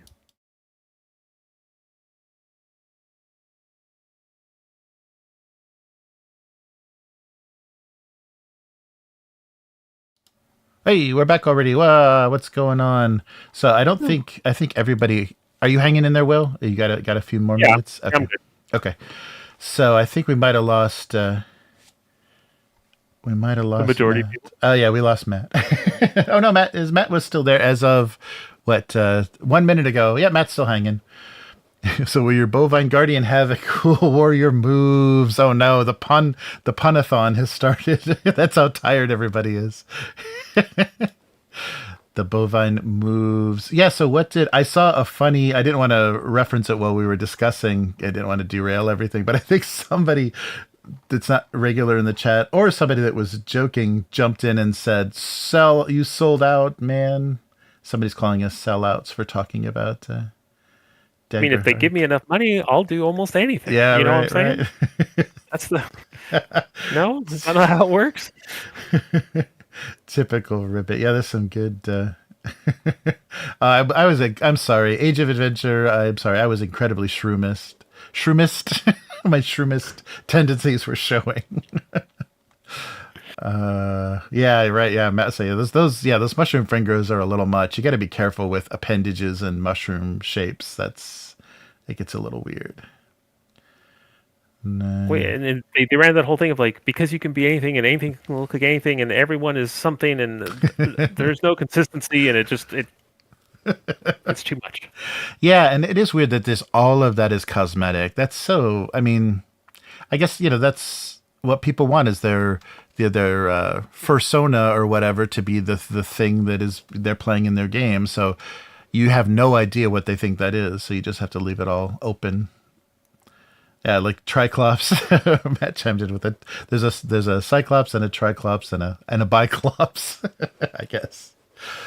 Oh man, you could do Teenage Mutant Ninja Turtles very easily in Daggerheart. Ninjas. Oh yeah, Slyborn turtle ninjas. I mean, maybe now we have to play it. Maybe it turns out it's the best game ever made. I don't know. We're definitely building that framework of New York, fantasy New York with turtles in the sewers, turtle ninjas. Wow. There's no ratkin in the game. That's weird. Yeah. Oh. I didn't see, maybe in the adversaries they kept something kind of Skaven like, but I didn't see. It didn't have an illustration if they did. Yeah, I feel like they could have, with all the animals, they could have been like, Animalkin, here's 20 things, build your own animal person. Yeah. So if you're like, I want to be a rat man, instead of being like, no man, there's these 45 things, because they're listed, Typically, nothing else exists. Like, You cannot be a rat man. Stop asking. yeah. Yeah, that's funny. Yeah, Matt agrees with you. Yeah, he said, yeah, if you have a system that requires a lot of rolls in combat, having a narrative result on every damn roll is too much. That's true. You drop your sword, you pick up your sword, you drop your sword, you pick up your sword. Yeah. Arturo was saying that I can forgive the dice gimmick, but the forced narrative in the middle of combat. Yeah. Yeah, I wonder. Well, it's just it's the whole like every dice roll doing something, and I think that this is what was the name of Trevor's game again? I forget, but like he kept focusing on like every dice roll gives you a bunch of information, but the information's like where you got hit, Yeah, what yeah. like Right. how critical this is, the type of damage, like all this other stuff. Right. Whereas this every dice roll, which in my mind the dice roll is to resolve a thing of randomness, is then spitting out to you, okay, cool, I made this dice roll, and the dice roll said, cool, now make something up. And I'm like, well, then why'd I roll the dice? I don't need to roll. I could have just said something to start with. Like, it can be a positive thing you make up. You know, that's what this number says. Yeah, I like that about Trevor's system. Is that Broken Empires? there we go. Yeah. That sounds right. Yeah. Yeah, it reminded me of BRP, like when you roll all of your dice together. Yeah, because you kind of do, you do to hit, you do damage, you do location, but you can roll them all at the same time because they're different dice. And so I like that because you get like a roll where you really good damage right to the head, but I missed it. So I like the multiple information in a single roll. I think he did a good job, and he made that happen in just a few dice as opposed to a big handful. Yeah, people like slots. Yes. Arturo says Daggerfall is a post-scarcity society. Just handfuls of gold and bags full of gold everywhere. You can acquire 50 feet of rope just by wanting it.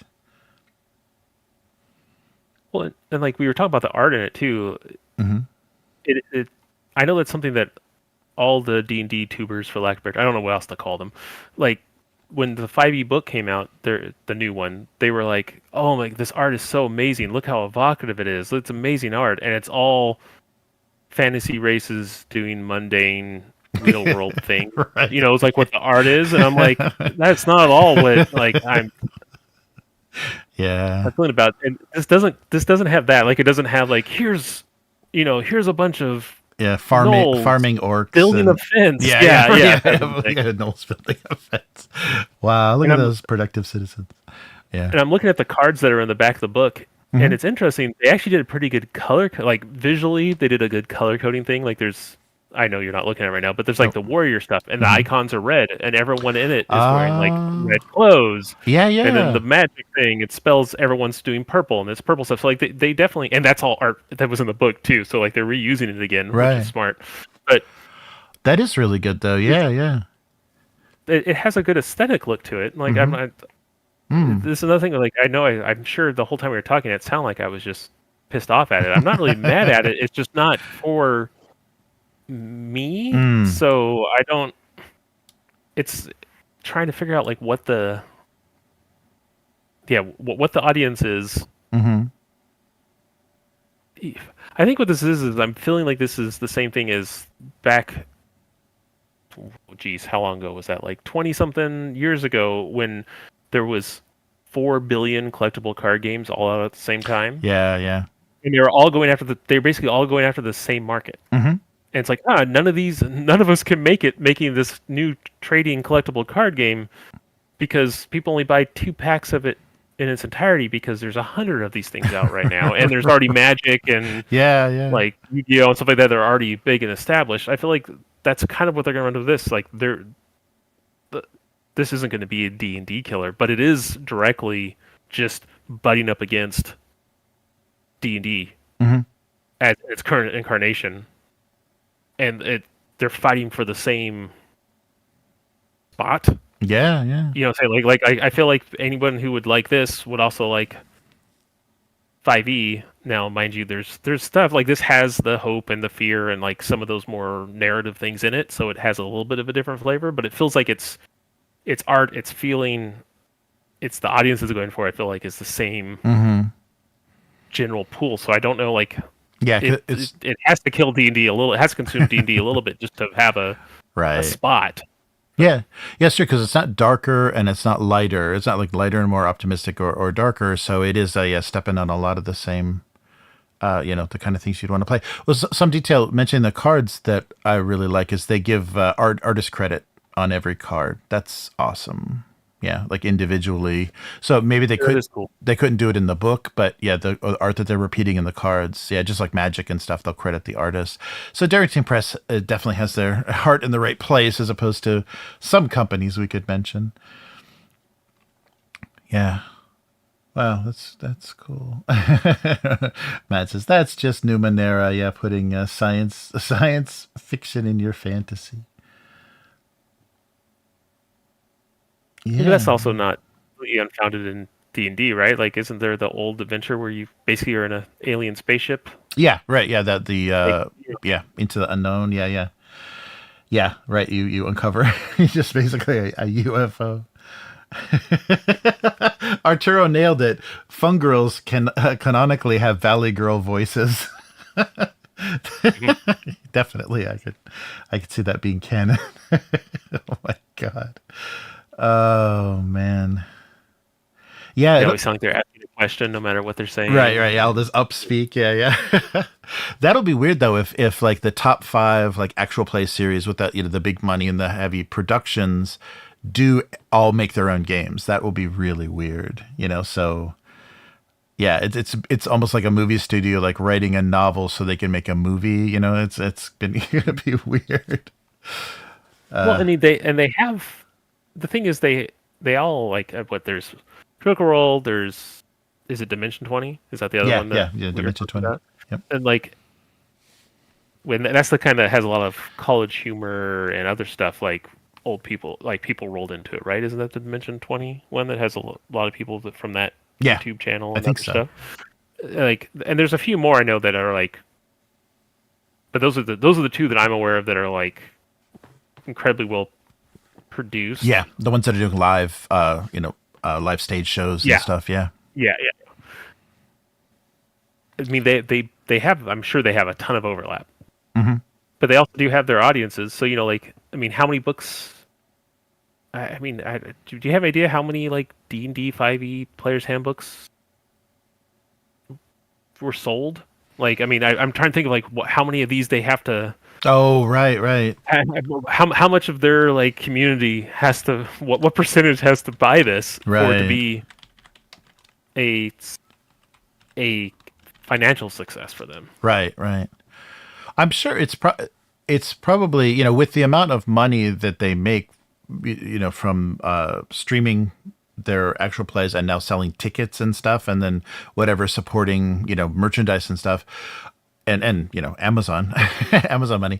I'm sure Darrington Press probably doesn't have to make a dime if they can just pay for the physical printing costs. I'm sure they'll be fine with this, and that's maybe why they did it. Because this may not ever be like a source of revenue for them, but at least they're not promoting anybody else's stuff and not getting paid. That might and they they managed to step away from the controversy that continuously happens, right? I mean, I'm not mad at anyone for doing a live action, or not live action. What am I saying? Like a live play of role playing games, and it's like, oh no, you're doing this, and all of a sudden the people who made it are bad people. I'm like, well, I'm not mad at the people doing the thing that are playing this game that they already bought and paid for and are using. I'm not mad at that, but I know that the internet is all the time, so it makes sense that like walking away from, like severing themselves from, especially big corporation game systems, can give them a certain amount of protection. In that way. No, that's true, and they won't have to have the kind of corporate sensitivities and stuff. But at the same time, if they become popular enough, then they may start getting they may open themselves up to that same criticism and say, "Hey, wait, your cast is too white this season, and what was this cultural appropriation in this heritage in your book?" Yeah, that's definitely something that Critical Role has been complained about. Over the last few years, like to the point that I'm assuming that because like if you look, there's almost none of their cast, for lack of a better term, all their stuff that isn't their main storyline narrative thing. It's all people from other live play stuff, and it's very like they very much. It's not a bunch of white guys sitting around the table when they do it. Like they're trying to figure out how to do it, but the problem is they're also all like the people who did it. They're all friends and like they're the stars. So it's like, so what do you do? Do you like take the people who are literally the people running it and making the money and doing everything, and then be like, I need to step aside and hire someone of a certain demographic to fill this in. They're in a place where they can't do that. So yeah, I don't know. They may.